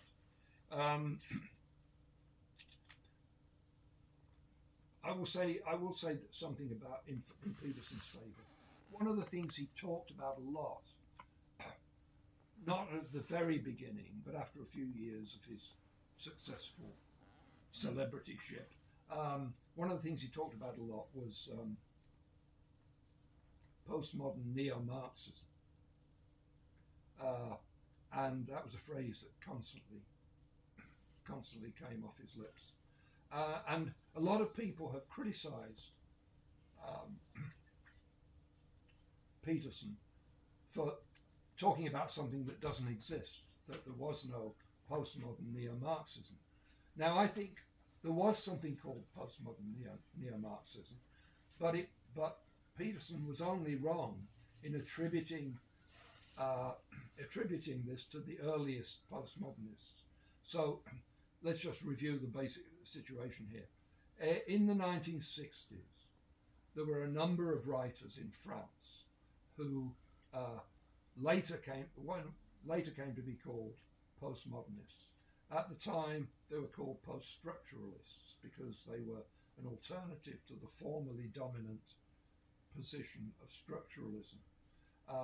So they include most famously Jacques Derrida, Michel Foucault, and various Jacques Lacan, and various other people. Where I think Jordan Peterson slipped up was in attributing what he calls postmodern neo-Marxism to those. He will often mention Foucault or Derrida, and I think that this is a mistake. But there was postmodern neo-Marxism, and it appeared in the 1990s, and it's associated with people like Judith Butler and Spivak, Gayatri Spivak, and Robin DiAngelo, people like this. They were third-wave feminists who, without really intending to do so, or maybe they did intend to do so, maybe that's unfair, but in fact what they did was they synthesized a lot of ideas that were out there, and the result of the synthesis was postmodern neo-Marxism. It did exist, but it came into being in the 1990s, not in the 1960s. And it combines elements of neo-Marxism with elements of postmodernism. And it also combines elements from other places, like the social construction of reality, which was neither neo-Marxist nor postmodernist. So that was adopted as well. So you have this view, which Peterson quite rightly identifies, and in my opinion, quite rightly wants to oppose. But it's an aspect of these third-wave feminists doing this synthesis, and so I think he's right about this, that there was something called postmodern neo-Marxism, and he's right to try and oppose it. Peterson gives an account of what is supposed to have happened, in which I think he gets the timing all wrong, because he thinks that the way he talks about it, he thinks that there were these Marxists who found that Marxism had let them down and they couldn't be Marxists anymore. And what they did then was they did what Peterson calls a sleight of hand, and they shifted to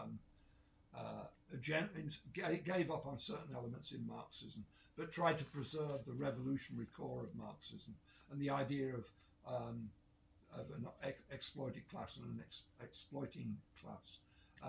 And I think that if you look at what actually happened historically, this doesn't really fit the timing. You know, these post-structuralists like Michel Foucault, they were not trying to save Marxism. They were anti-Marxist. They were, at the very least, backing away from Marxism.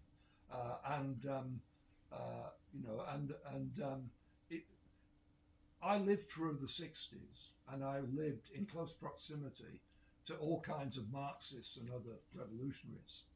And if you're a believer in the Soviet Union, and then something happens to shake up your expectations about what's really going on, what do? You don't become something other than a Marxist.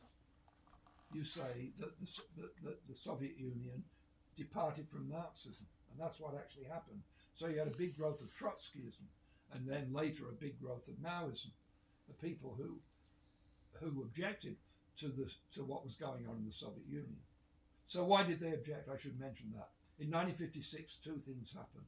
One was the suppression of the Hungarian uprising by Russian tanks.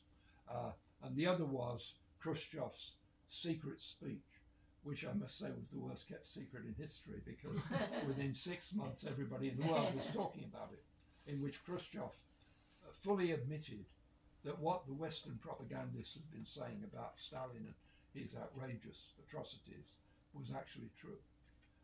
And so that was a blow, the fact that basically there were a lot of pro-communist people who said, well, that was all just Western propaganda. But no, it was true. It was an appalling regime. They killed huge numbers of people. And it was actually, in terms of body count, although I shouldn't say that because it means something different these days, but in terms of body count, it was the worst regime in history, the Soviet Union, and its close imitators like the People's Republic of China.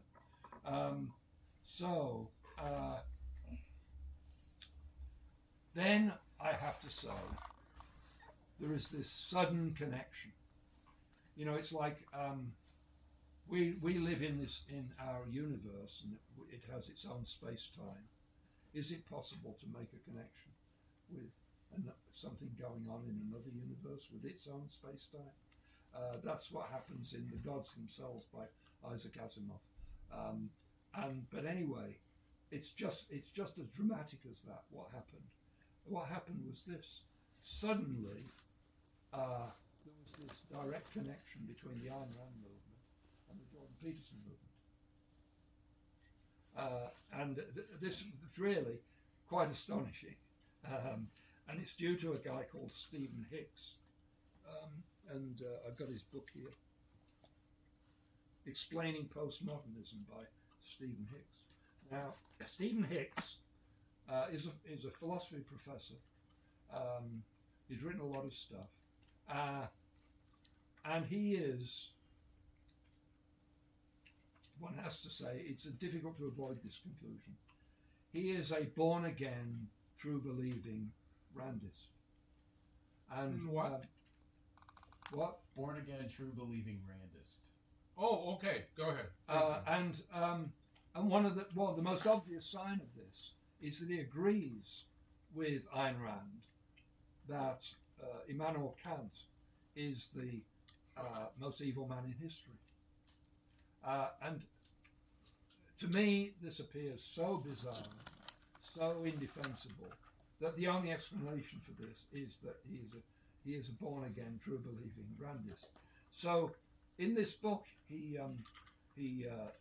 pursues this. I'm not gonna spend a lot of time on it. I spend more time on this in this article I mentioned, but I will just mention a couple of things just to refute Stephen Hicks. One of the things he does, he quotes this statement by Immanuel Kant. I had to deny knowledge in order to make room for faith. Right? This is a statement. Now, he has actually left out one word from that sentence, and that is the first word. It has been dropped. The first word in German is also, and it can be translated either thus or therefore. Both translations are permissible. So that immediately makes you think, what was the sentence before this? Right? It's a big pointer. Also. And of course, what was in the sentence before, the couple of sentences before this, is that Kant was taking the view that certain religious propositions, like belief in God, the immortality of the soul, and free will, we cannot know them to be true. So when Kant says, I had to deny knowledge in order to make room for faith, He's not saying I had to deny all knowledge and that we wouldn't know anything. He's saying, of course, we know all kinds of things about the universe, like, for instance, Newtonian physics, because this was in the 18th century, and all that stuff. We know all that. That's knowledge, knowledge of the external world. We know it. But we don't know that there is a God, that there is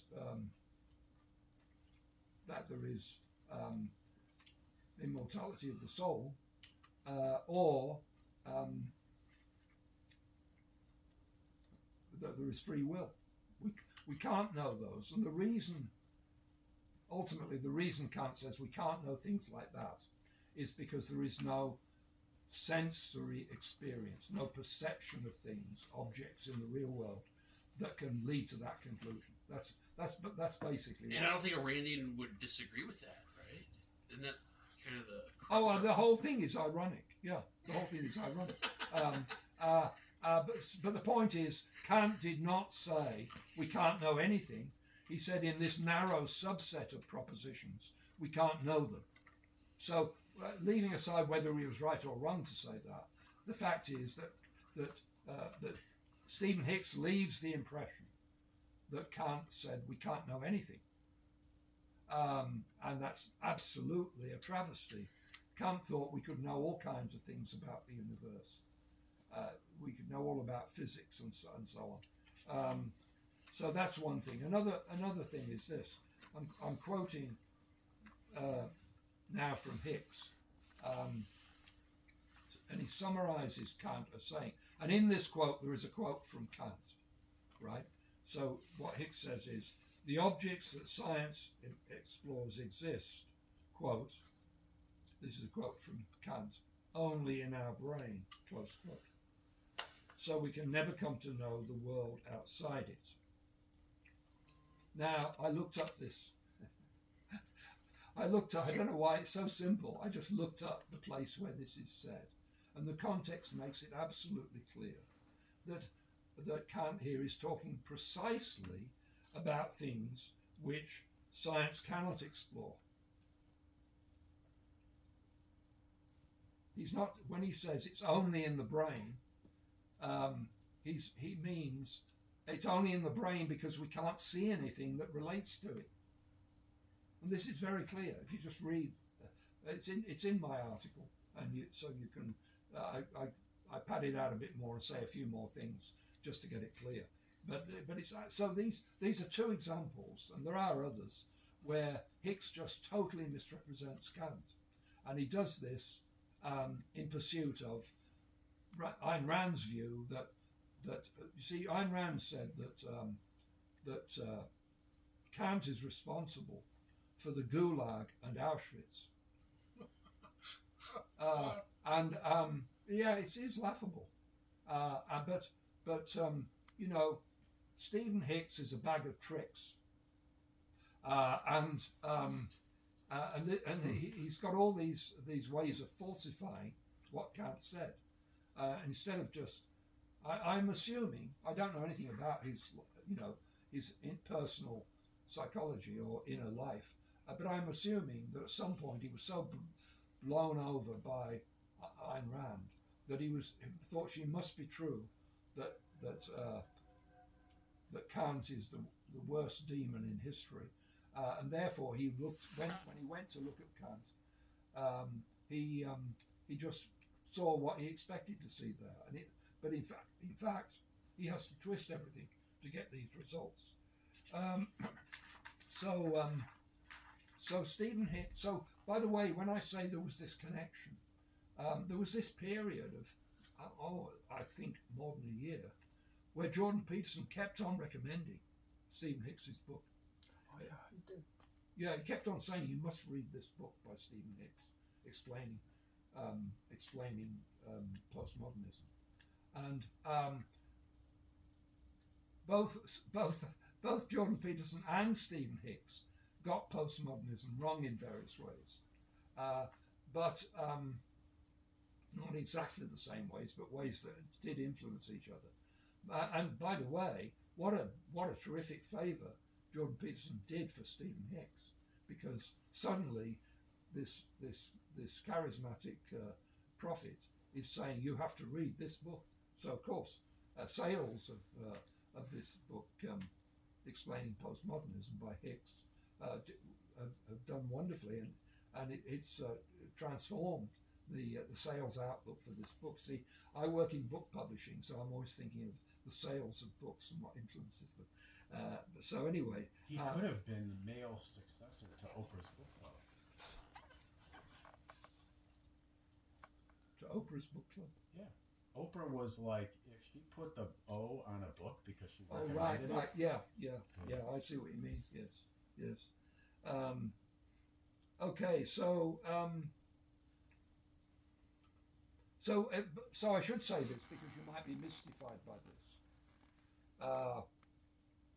That the reason that Ayn Rand gives for thinking that Immanuel Kant was the most evil man in history and was responsible for the Gulag and Auschwitz, the reason she gives for this is that, in her view,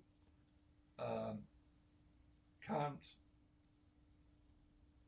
believed, and not only believed, but convinced a lot of other people to believe, that we can have no knowledge of reality. This is absolute nonsense. It's the exact opposite of what Kant repeatedly said, with sledgehammer blows on page after page, that we do know about reality, right? Now, he didn't think our knowledge of reality was perfect. That's something else. But he did think we know a lot about reality. So that's why the Randists feel they have to attack Kant, and they think that, and this relates to some other things. In the Ayn Rand orbit, if you become a Randist and you associate with other Randists, you get told that philosophers have got everything wrong, but Ayn Rand got philosophy right. And you get the impression that philosophers, because you only know what these Randists are telling you, right? You haven't done a survey of philosophy departments to find out what philosophers actually think. And so you get the impression that philosophers, defining this strictly as people who teach philosophy in colleges, right? They teach the subject philosophy in universities or other colleges. That these people typically believe that we don't know anything about the external world. Now, the external world is a philosopher's jargon for the world out there as opposed to the world inside our minds, right? The external world means the world of objective reality in the universe that we can get to know about. So, if you talk to Randists, they will give you the impression that philosophers typically or very frequently don't believe that we can know about the external world. This is totally ridiculous. Now, I was saying this 10 years ago, and I was saying it because I've worked in book publishing for a philosophy book publisher for 40 years, and I was constantly paying attention to the different flurries and eddies of philosophical argument and what people were saying. And that was my impression. I didn't know until comparatively recently, about 2 years ago, I didn't know there was a couple of big studies that were done of what philosophers actually believe about philosophical issues. Bourget and Chalmers are the two people who did this, and it was published in a philosophy journal. They sent questionnaires to thousands of philosophers. They got a pretty high return. And what they found is that on all these things that objectivists are likely to tell you, philosophers frequently believe this, this, and this. Well over 90%, and usually over 98% of philosophers do say they believe in the existence of an external world, right? And they do. And one of the other things is the relativity of truth. You know, well over 95% of philosophers do say that they believe in absolute truth. They don't believe that truth is relative to different people or different social classes or different ethnic groups, much to the annoyance of non-philosophers in the humanities. Philosophers almost always take the you might say the objectivist view. So this is a misleading sort of thing. Now, there is one point I do want to make, because it's a simple point that anybody can verify for themselves, but hardly anybody ever says this. And it's this: if you hear that there was a group of French philosophers whose ideas became influential in the United States of America, right?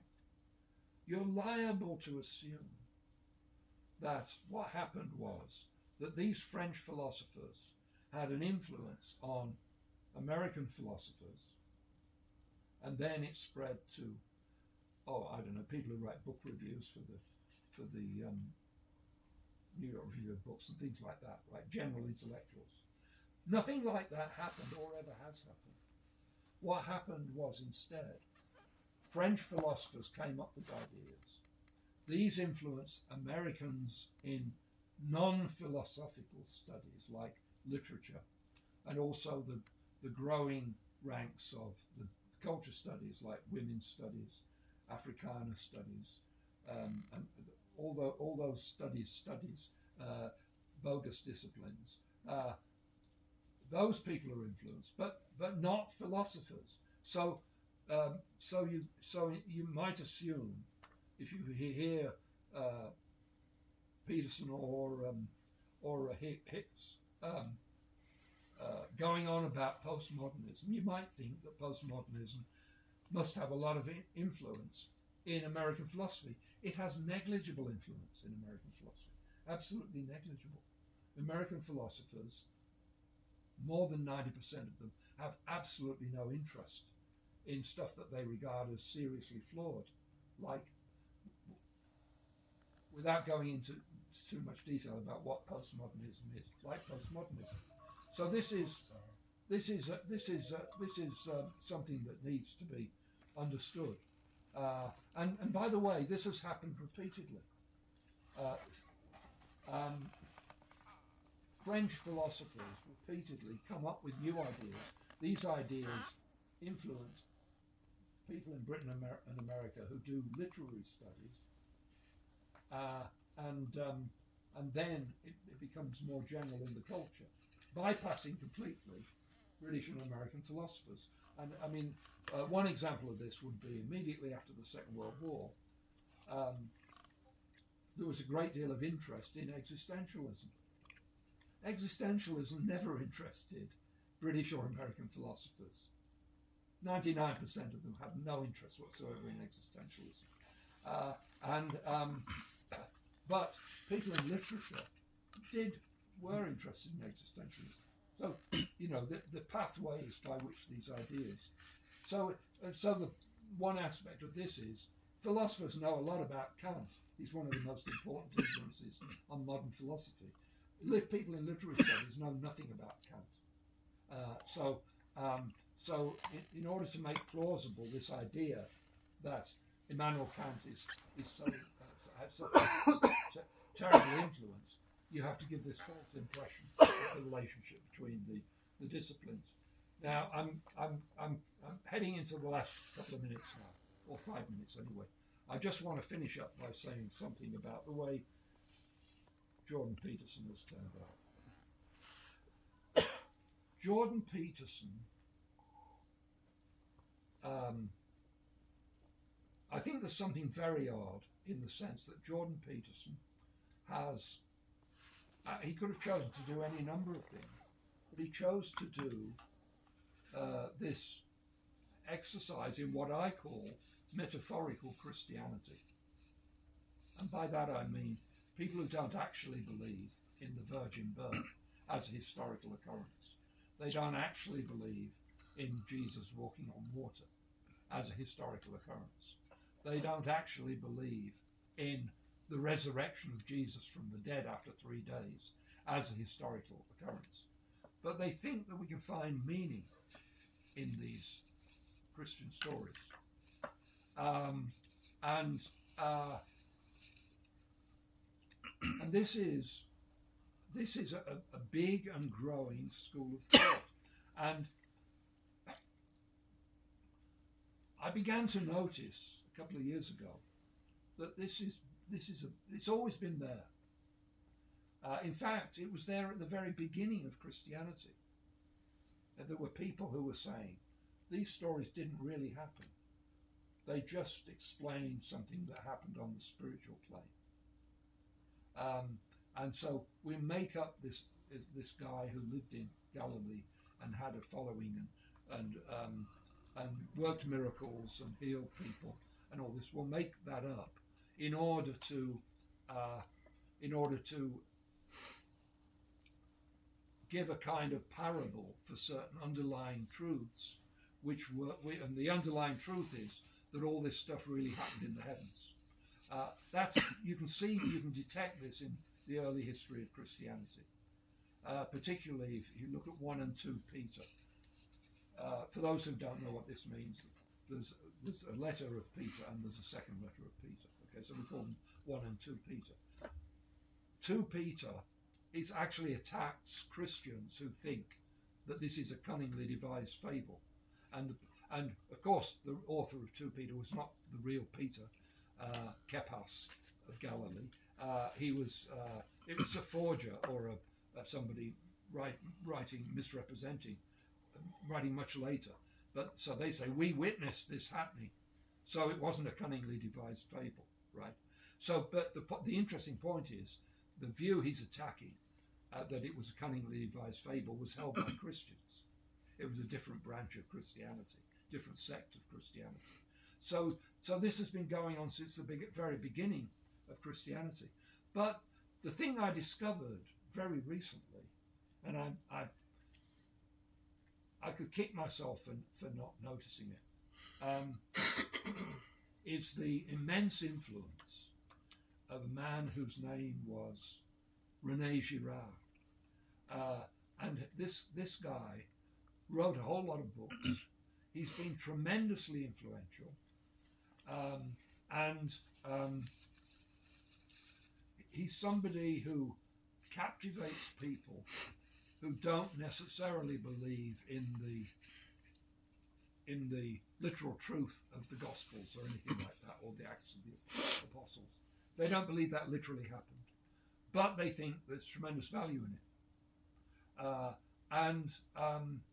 René Girard developed this theory, like many of these theories developed by French intellectuals. It's obviously false. And that is that there is this constant, what he calls mimetic desire. And basically what he means is we only desire things because other people desire them, and therefore there's a built-in conflict in human relations. But he carries this off with great zest, as French intellectuals often do. And so he got accepted by the Académie Française, which is this elite body. And he did this all while living in the United States, strangely enough. But so René Girard is very influential, and he not only converts people to this idea that mimetic desire is at the heart of human interaction, explains sacrifice, it explains all kinds of cultural products.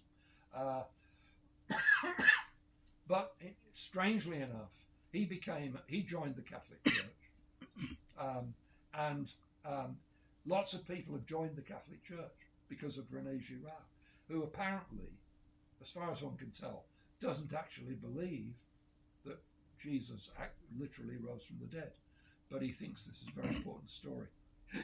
You're looking doubtful. It is difficult to believe, yes, but René Girard, you have to. He's a tremendously powerful influence. He's dead now. Died a few years ago, and he actually interviewed with Jordan Peterson. And Peterson developed this idea, which I call metaphorical Christianity, before he'd heard of René Girard. I'm sure of that. But when he did meet Girard and then people who'd been influenced by Girard, because what happened with Peterson was he kept on interviewing people who said, "Oh, you should talk to René Girard," and eventually he did so. So he was a little bit nonplussed because Girard had a take on the symbolic meaning of some of these Christian stories, which was different to Jordan Peterson. But anyway, this is. I'll conclude at this point that there is this big influence.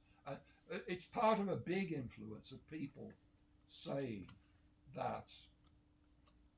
Another example is Charles Murray. Just recently, he's coming out with a book, or he's come out with it, saying we need Christianity. Even though Charles Murray doesn't believe, I don't think, that any of these stories in the Gospels actually happen. But there is this growing movement of people who say these stories are so meaningful that they're true in a particular meaning of the word true. And so they're making converts. It's influencing all sorts of discussions among religious people, because it's becoming harder and harder to tell whether they really believe in literal Christianity or only metaphorical Christianity. But it chimes in well with what Jordan Peterson is doing currently. And I don't want to introduce a morbid note, but just in the last couple of weeks, Jordan Peterson's daughter has put up YouTube videos saying the father's very seriously ill, and whether that means he's about to pass on, or whether it doesn't mean that, I'm not sure. But we're hearing that all the time now, that maybe. But this is just very recently, just in a week or two. So anyway, there is this strongly influential, and it's based on the idea, I think, that something is wrong with modern culture, seriously wrong, and it's frightening because it's so lacking in shape or form. And one thing we can do is try to get religion back, whether it's literally true or not. This is just a powerfully growing movement of opinion.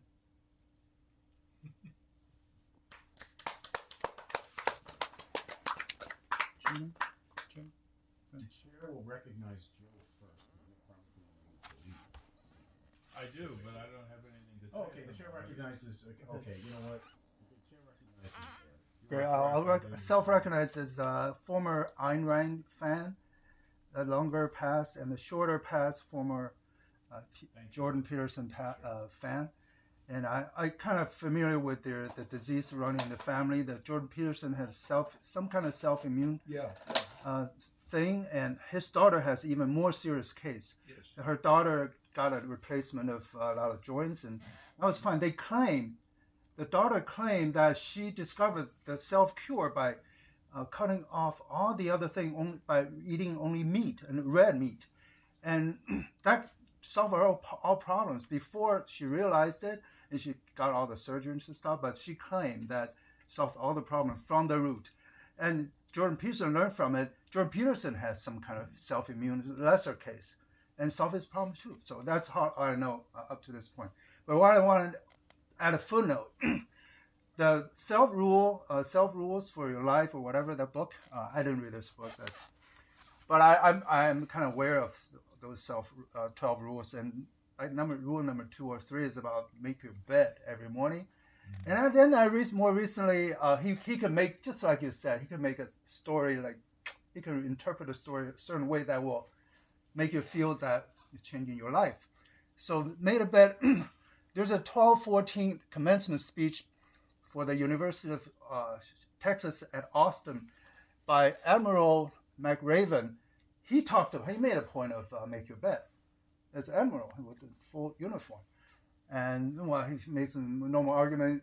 If you have a bad day, you come back at the end of the day, you go to bed. At least I made a bed. At least accomplish something. And Jordan Peterson is one of those. I don't know if there's a connection, right? But I do want to make another connection. I don't know if it's actual connection or coincidence, which is the army that I served when I was young in the 1980s. I'm sure that started way before that, but I'm not sure if it still continued, which is part of basic training. You make your bed. You make your bed not Jordan Peterson sense, not Admiral McRaven sense.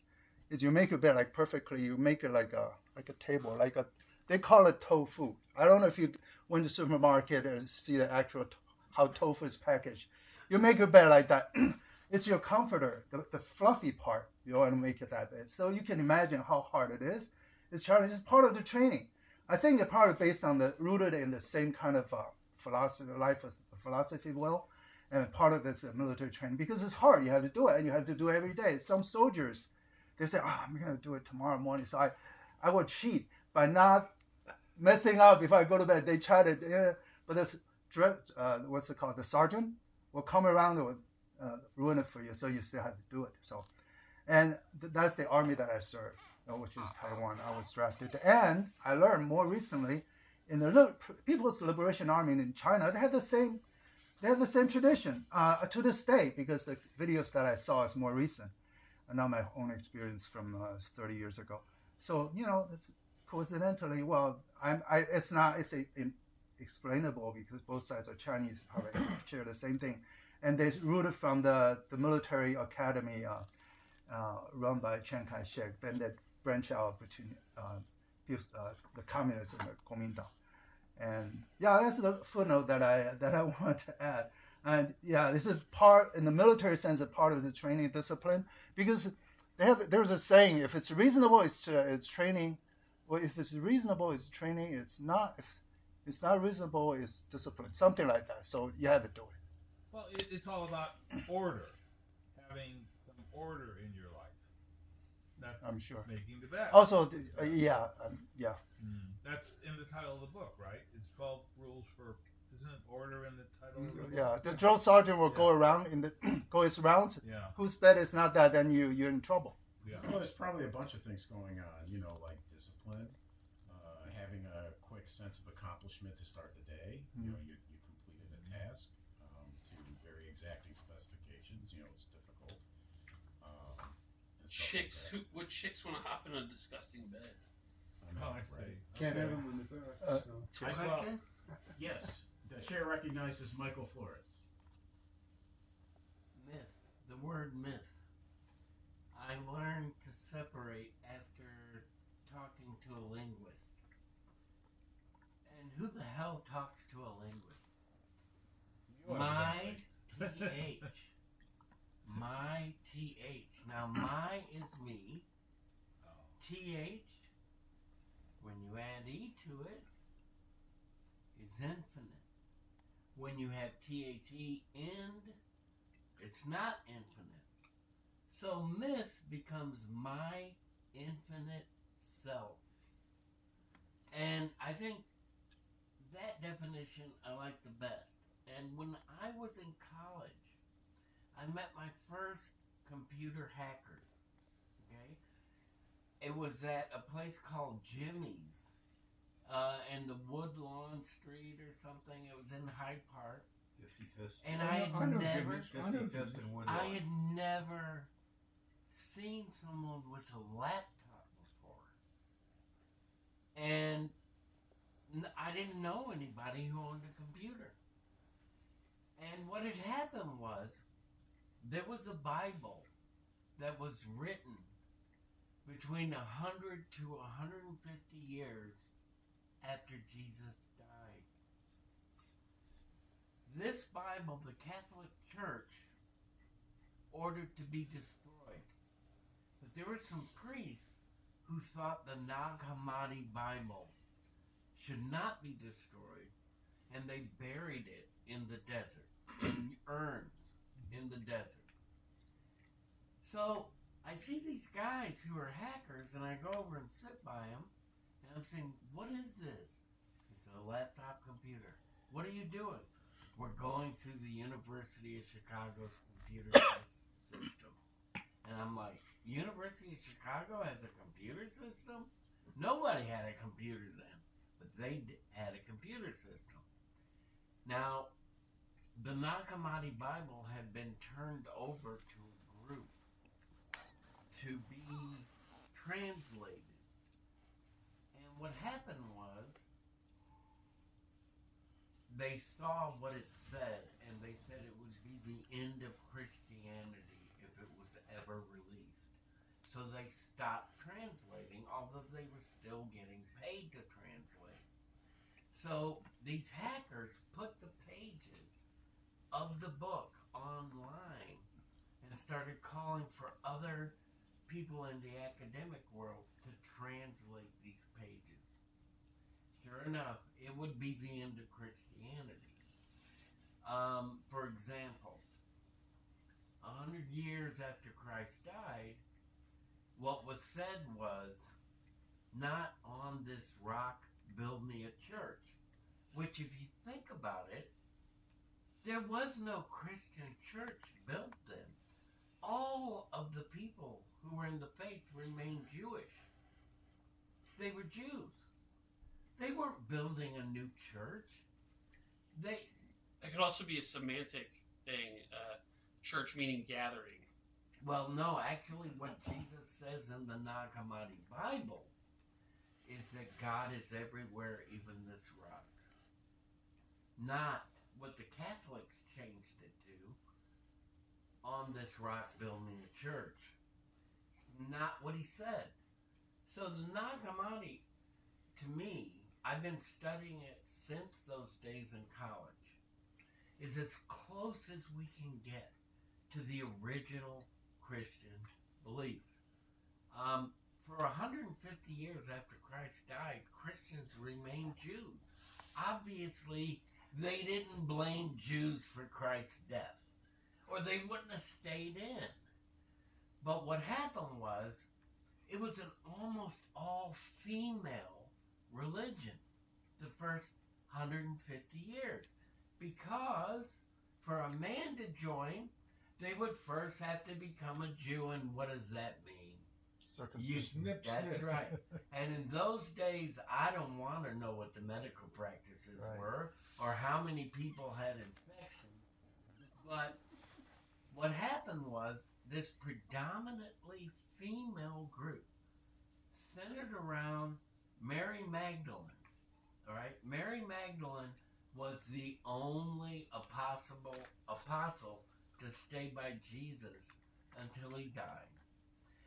She was the first person he came back to. Interesting, they didn't cut out the scene in the New Testament, in the New Testament, where the apostles complained that Jesus would kiss her on the lips when they met.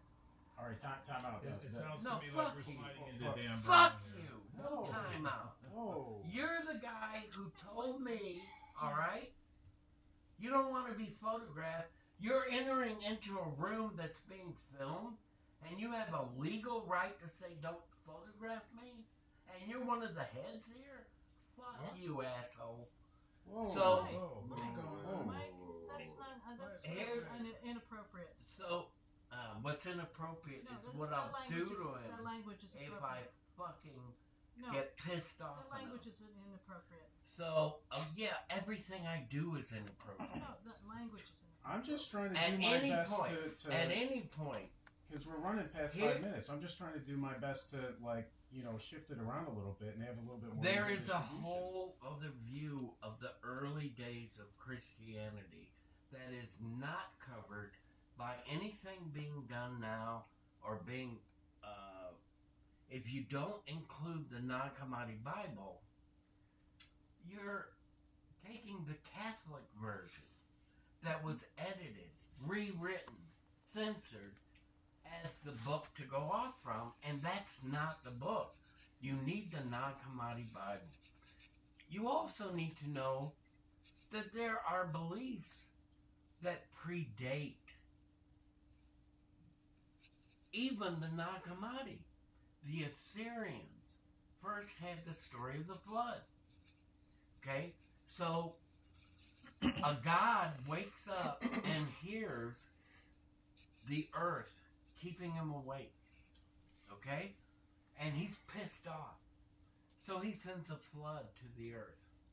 A woman goddess in the Assyrian version, which predates the Jewish and the Christian theft by over 1,000 years, say the woman goddess apologizes to Noah. Noah, in the Assyrian version, doesn't get every animal and insect on earth. Noah just gets his family in the ark. Does that make more sense than collecting all the animals on earth? That does. And the goddess says to Noah, I'm sorry. He never should have done that. We will never send a flood to destroy the earth again. Okay? In the Christian Jewish version, somehow the Jews and the people on earth did a sin. And they're being punished for it. Which explains to me Judaism and Christianity. It's based on guilt. That's not in the Assyrian version. And in their version, the people did something wrong and had to be punished. So, when I think of biblical stories, okay? And by the way, the Assyrians are still around. They don't have a country. They're worse off than the Palestinians, who, by the way, after Hitler tried to send Jews to Madagascar and the British blew up a ship with over 600 Jews on it and then shot and killed the Jews in the water, and they made it clear they were not going to let Jews leave Germany, he switched and said he was going to send all the Jews to Palestine. So no matter who won World War II, the Jews are in Palestine. Okay? But anyway, I think when we think about biblical stories, if we don't look at the historical context, if we don't read the Nag Hammadi Bible, where, and yeah, it's true, the Bible is mostly written from a female point of view because it was mostly women the first 150 years. Because men didn't want to go through circumcision. But were women educated at the time? And didn't Paul kind of adjudicate the circumcision thing pretty quickly? Yeah, through baptism by water. Yeah, and half the New Testament is about you don't have to cut off that anymore. Yeah. But here's the I thing. have a question. Here's the thing. Okay. Here's the thing. One more thing. Okay. Then you can Thank ask one more See you thing. next time. Are you a registered Cook County voter? The Yeah. You want to put libertarians on the ballot for circumcision was gotten rid of so that men could join the faith. Okay, because they didn't want infections down there, and God knows what else was going on, because there were no surgical procedures like there are today. Centuries later, even though the faith was based on that, after Hitler, the church suddenly announces for all their Catholic hospitals, you have to do circumcisions. Now, this is in total opposition to how they began. Why did they do it? Because all Hitler had to do was say, drop your pants. That's all he had to do. And he could see who was circumcised. I heard that was a and he myth. could see- Yeah. No. I used to believe that, but someone convinced me. No. I can't remember the detail. The They Christians- could be Muslims too. Christians didn't Right. start Well, they getting... can narrow, at least to narrow the people you Yes. want to Yeah, but the Nazis didn't invade the Middle East.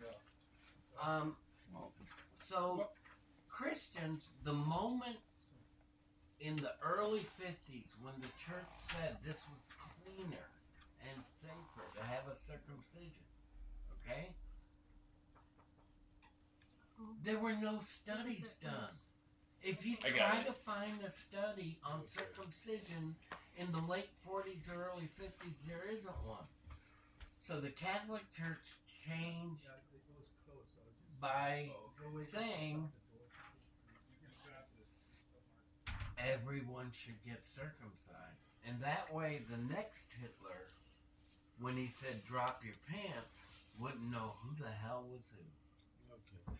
Now, I'd like to ask you, since the 19th century right up till now, there's been a fairly strong contingent in the West of people who have not believed in the Bible, or they thought that it was inaccurate, etc., etc. So we're not talking about, just a tiny handful of uneducated people. We're talking a fair amount of people, and often very educated people who know how to write and so forth. So why don't we know more about this Bible that you're talking about? I mean, you would think it would be well known. You'd think that people who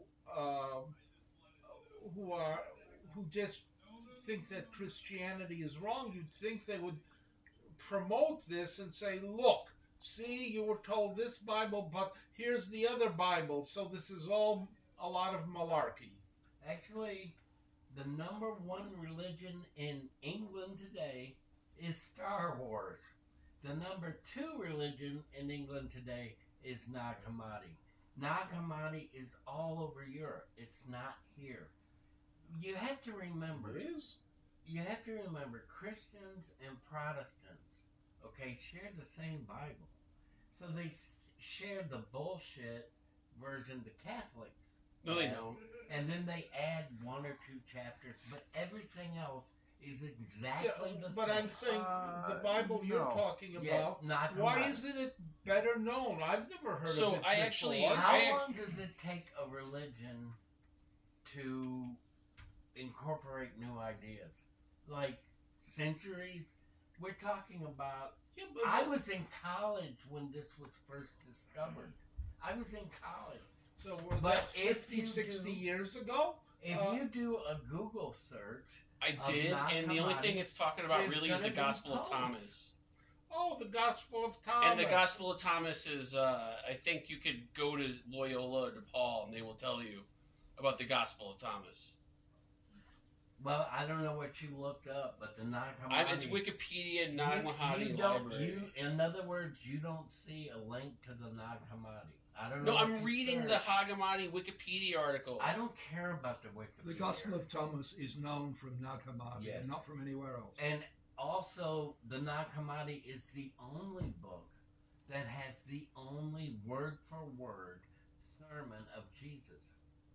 It's the only book that has I don't know how you know that. Yeah, how do we know that? But, well, how do the Christians know any of their shit if this was written 100 years after he died? The church is the bulwark of truth. So it should be at least worth reading. It should be read. And I've read it. I'm surprised that... And you would say... I would expect it would be promoted. It would be promoted by people who are not religious. It would be promoted by people who don't like Christianity. There are a lot of people like that. There's There have been for well over 100 years. When did Christianity begin? Okay? It began as Rome fell apart. And they had a leader. It existed before. They had a... No. It's called the Roman Catholic Church for a reason. Okay? Roman Catholic Church. There were Christian churches throughout the Middle East. There was no Christian state before Constantinople, who, by the way, remained a pagan, never converted to Christianity, had to find a way to unite his nation, and the way he did was with Catholicism. Actually, it wasn't Catholicism. I need to find out to do a show and tell. The church was all one at that time. But anyway, I'm saying that what we need to do, I look at the history of Christianity, and I look at the reality, which Christians don't. I thought we were talking about Jordan Peterson. Right there in their own book. Right there in their own book. This looks good. Okay? They had Jesus die All right, now if I'm here and I die, okay, and I'm dead, if I come back 3 days later, how many times have I lived? So the second coming already happened. He goes to hell, which in the Jewish faith is a waiting room. It's not a place of eternal punishment. It's a waiting room. He gets Moses, who didn't exist, and some other saints and his mom, and they all go to heaven. He leaves everybody else that lived behind. All right. And now everybody who's a Christian is waiting for what they think is the second time, but what, if you use math, is the third time. No, I wanted to ask something else about Ayn Rand and Jordan Peterson. Hey, Eric, Sorry, Dave. I'm going to recognize Okay. him. Yeah, the chair recognizes Nick. Okay. I was surprised when you said that the Ayn Rand movement was primarily, at least in the beginning, geared towards males. I think in younger males too. And the reason this surprises me is because the few people that I've met in my life who were Randians, at least for a while, they were all women, and some of them have told me, and I've read this, that women would often view Rand's idea of the goodness of selfishness as something, and this would be in conjunction with the women's movement, as something to get them to become more assertive. So anyway, I'm not saying you're wrong. I'm just saying I'm a bit surprised at this.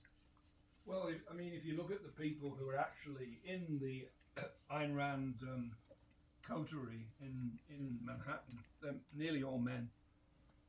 Okay.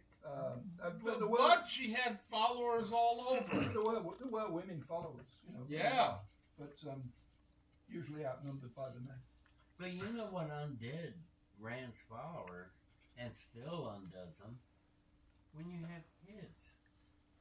The moment you have kids saying, I'm not going to share my wealth, I'm not going to support them, I'm not going to fund this, I'm not going to help them get their first car, I'm not going to...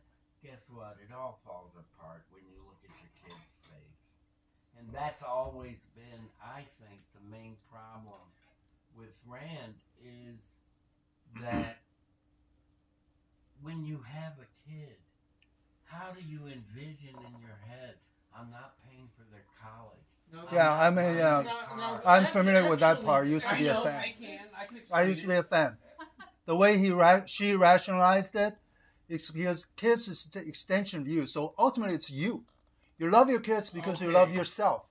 So everything's yourself, but kids is extension of you, direct extension, if I might add. Just not other people's So you kids. make your kid, your kid's accomplishment is your accomplishment. Your kid's survival is your survival. Right. Your kid's happiness is your happiness. So it still comes back to you. That's exactly her rationale. Other kids. Other kids are different. Other kids, you can say no. You can say no, it's a welfare. She's totally against it. You can say no because welfare is a mandatory, obligatory, like a law. That doesn't count. She's totally against. I'm not a novel reader. I read every essay book of Ayn Rand. So I've had enough. Socialist, I think the socialist version, I didn't understand until I go to a lot of foreign movies, AMC 21, and last year I was watching a movie from Beijing that had been approved by the Chinese Communist Party. You can tell because one of the logos at the beginning has, the person holding the sickle and another person holding a hammer. And that's how you can tell the film has come out of the Communist Party. Maybe they were both billionaires. But no, this is just... Millionaires is That's nothing. the new China. There's Millionaires is usually nothing. like 10 logos before any movie from China. That when you see that one, you know you're seeing something the party approves of. The film is about a kid whose parents die in a car accident. The kid is 10 years old, so I'm sitting there going, wow, the Communist Party is going to show us how they would deal with an orphan kid. Great. Oh. They don't. Uh-oh. There is nothing for them. They are on the street at 10 and have nowhere to go. The new China. No government. No, that's help. different. Okay. Hear me out. Okay. I'll let you finish. All right. So I just in get this keep your movie, attention. the kids, 10 years old, join a fight club where they can fight and make money and live, have a place to go. And I'm like, can you imagine the American version of this, where a 10-year-old loses their parents, has nowhere to go, is not given any government help at all, because that was considered by Mao to be social liberalism, petit bourgeois, he called it. So it wasn't part of his system. It wasn't part of the government. Yeah, So- see, okay. So here I am watching this movie, and they're showing 10, 11, 12-year-old kids fighting in the ring in order to have a place to live. If you did an American version of that, all over the world, people would say, you're a monster. How can you do that to orphan children? But in China, business as usual. So you read too much into one movie, okay? All we know is that movie was approved by the Communist Party. Correct. If your interpretation is correct. What's the time? But the movie, number one, it's not a documentary. Even if it's a documentary, it doesn't mean 100% of the society. But I want to point out the fact that Communist Party let this movie out. That means it tolerates a lot of dissidence or disagreement.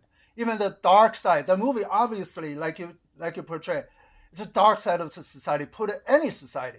It's a dark side society, a dark side of the society about some people fell through the crack. And the fact that Communist Party approved it, that means that there's a lot of leeway in terms of freedom of expression, if you will. So that's how I look at it. As far as I know, they have certainly a social safety net, certainly for orphans. That goes without saying. And right? was this film showing these kids who have to fight in order to have a minimal roof over their heads, that this was a good thing, or was it a film to show what a terrible thing No, this it is? was neither. It was reality. It's a drama. You're right. It was reality. Well, maybe it is about New China, since 1945, or maybe it's a portray of old China to more legitimize New China. You have to make that clear. I see movie about the dark side or the pervasive dark side of former China to legitimize the new China. Vietnam, one of the things, and I grew up during the war, we heard was the only reason there was prostitution in Vietnam was because of the American soldiers. And if they were gone, it would end and the women would be free. And right now, in what is called Ho Chi Minh City, the red light area is 8 miles. Yeah, I across first the heard that. I cities. didn't buy that. Yeah, Because true. why? Because Marx and Lenin never said anything about women's liberation. Well, even women liberation is very, very up here. There are prostitution. There are prostitutes. I mean, It's illegal. I don't think anything to do But with 8 ideology. Miles, 8 miles Right. of prostitutes in one city, Right. because the women have nowhere else to work. They're either mothers or they're whores. I would say that's a big problem with socialism. First of all, from what you described, I can imagine the government turn a blind eye, to say the least. And If we're not even totally getting to legalized it, Cuba. I don't know. Cuba, But the I whole won't read too much fucking into island it. is I wouldn't read too much bordello. into it. Yeah, maybe there's a Well, difference. it You was don't see that in before China, I also. guarantee you. Yes, you're right. You don't see that 8 blocks of prostitution nonstop in China, I guarantee you. But I know for a fact there are prostitutes in China, but it's under the table. It's not like blatant in the daylight. So, if I may, can I go on with One my? more. Does anybody have any other questions about like Ayn Rand, Jordan Peterson, Yeah. Lisa? David, I like the stories. It's always entertaining. But I still don't get the connection between the two and whether Jordan Peterson has some, ideological affinity with Rand's ideas or not, or what. Or is it just they're like strong personalities that they both have a Canadian connection or what? Well, it depends what you mean by a connection. First of all, there is this very definite connection through Stephen Hicks. Stephen Hicks is now, I would say, the most prominent advocate of Ayn Rand who has a university position. And he is very closely associated with Jordan Peterson. Now, I think if you just take Ayn Rand's ideas and then bring along Jordan Peterson as though there was no connection, but suddenly one of them goes back in time or goes forward in time, whichever. I think they're very different in their view of the world, in that sense. But there are connections, such as they're both pro-capitalist, and so on. There are things like that. But basically, their outlooks, I think, are extremely different. Ayn Rand has this strongly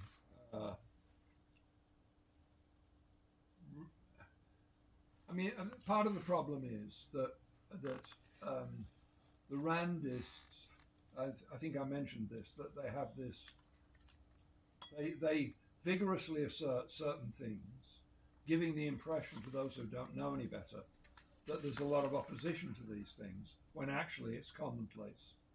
That's part of Randism. Like the fact that there is an external world and we know something about it, that's not a controversial position among philosophers. But Ayn Rand people talk as though it is. So there is that kind of thing. But however, I think Ayn Rand would be infuriated by Jordan Peterson's kind of floppy, there's no such thing as truth. You have to, what do you mean by truth anyway? Jordan Peterson's whole style and approach with things like that is very alien to Ayn Rand. This is where a lot of people comment on this. That Jordan Peterson actually sounds like a postmodernist.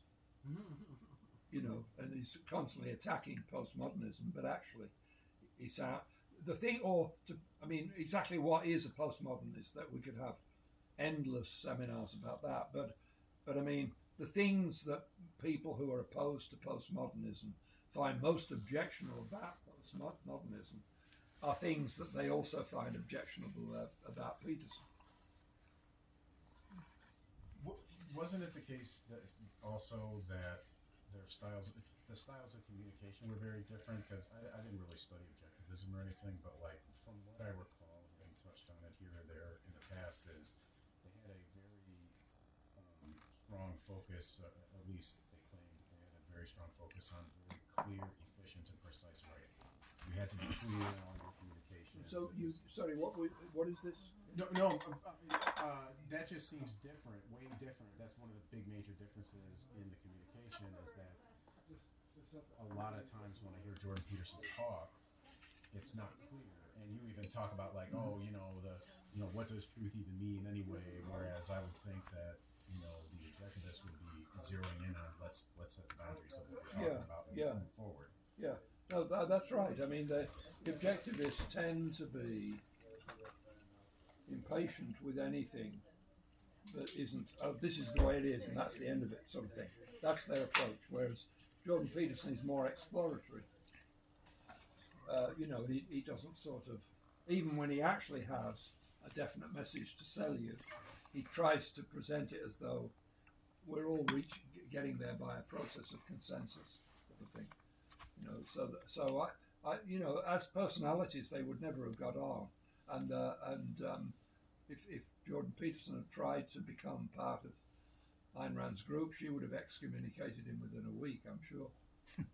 Hey, most of the Republicans that like her are all religious.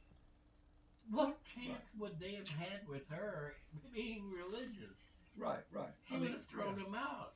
Can I read you my favorite Jordan Peterson quote that it struck me so much that I had to save it on my notes app? Because he's so morose, Okay.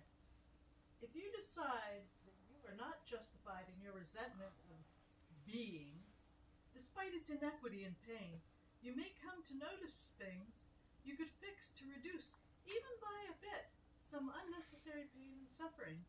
You may find that if you attend to these moral obligations, once you have placed make the world better at the top of your value hierarchy, you experience even deeper, ever deepening meaning. It's not bliss, it's not happiness, it's something more like an atonement for the criminal fact of your fractured and damaged being.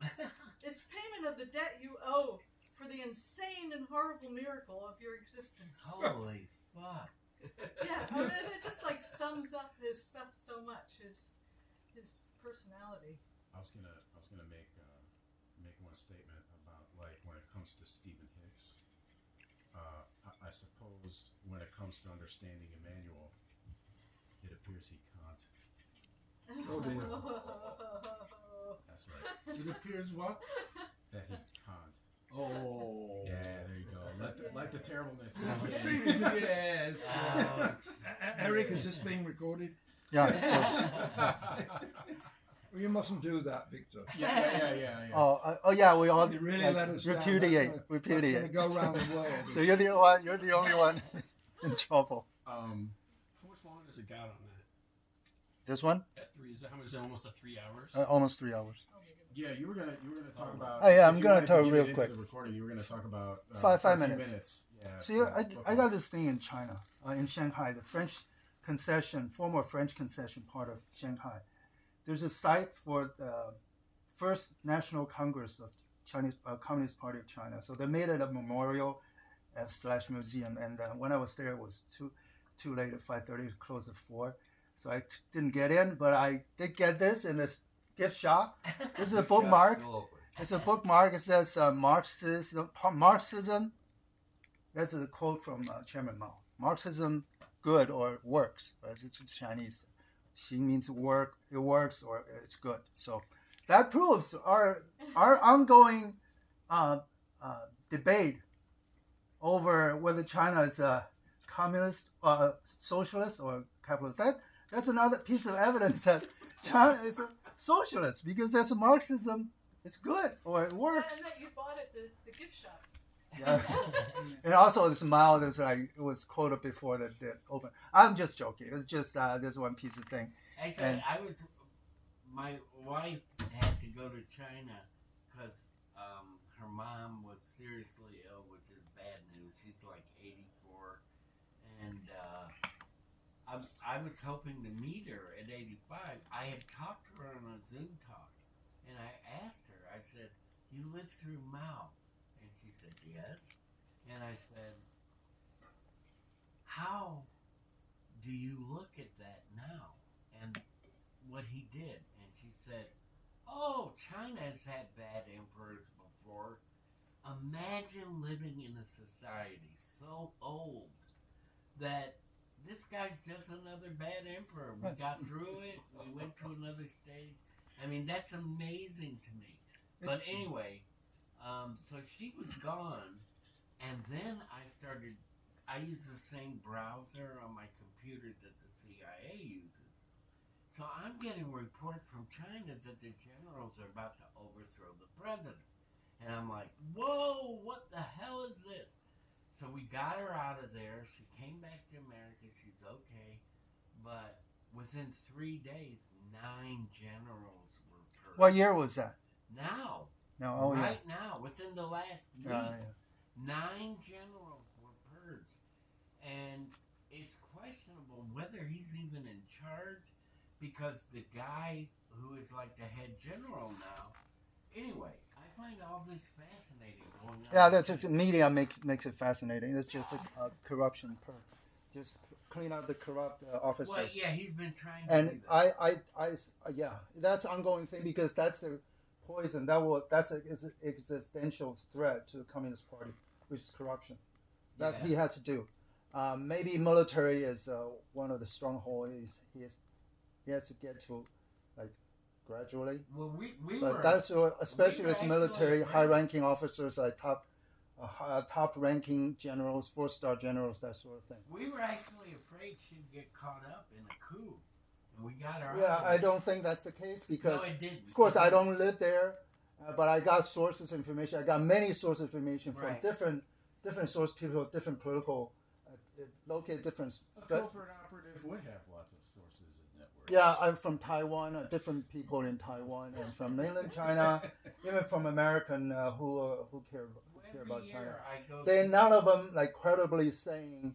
They may quote, "Wow, there's rumors," but no one asserted or credibly described it as a danger of or the verge of replace, or Xi Jinping there's any doubt about his holding to power. See, that's something you mentioned, the anti-corruption stuff. That's something that I know next to nothing about China.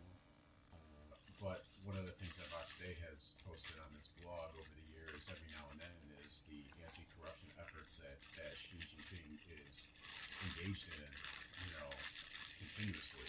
Yeah.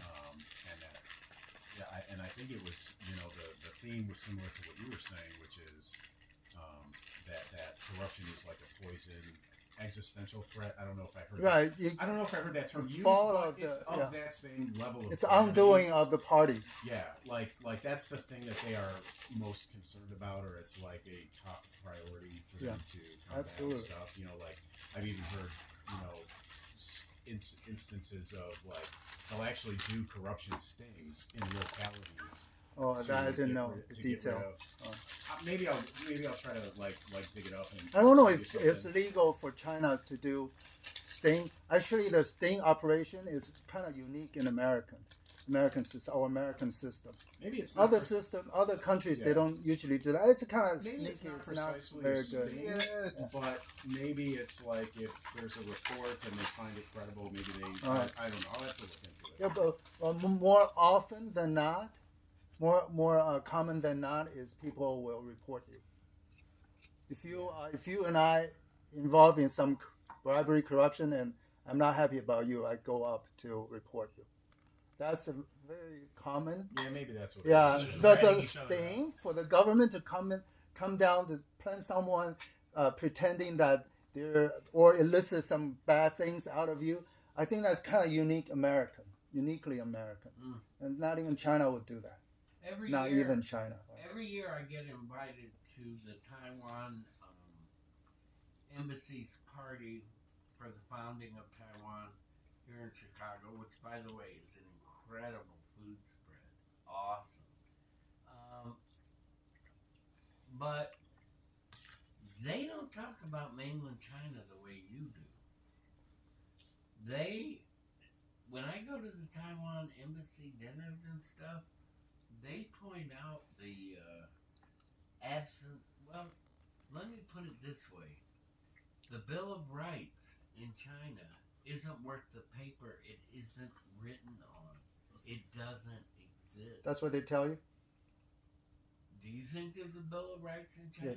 Yes, something like that. Of course, Constitution issue protect people's rights, and the way they protect it is different from the way it protects here. Let me so that I don't. I think it's worth recording with the discussion China, however long. No, not if you're gonna block me from China. No. That's fine. It's not that I'm not gonna. They're not That's gonna. okay.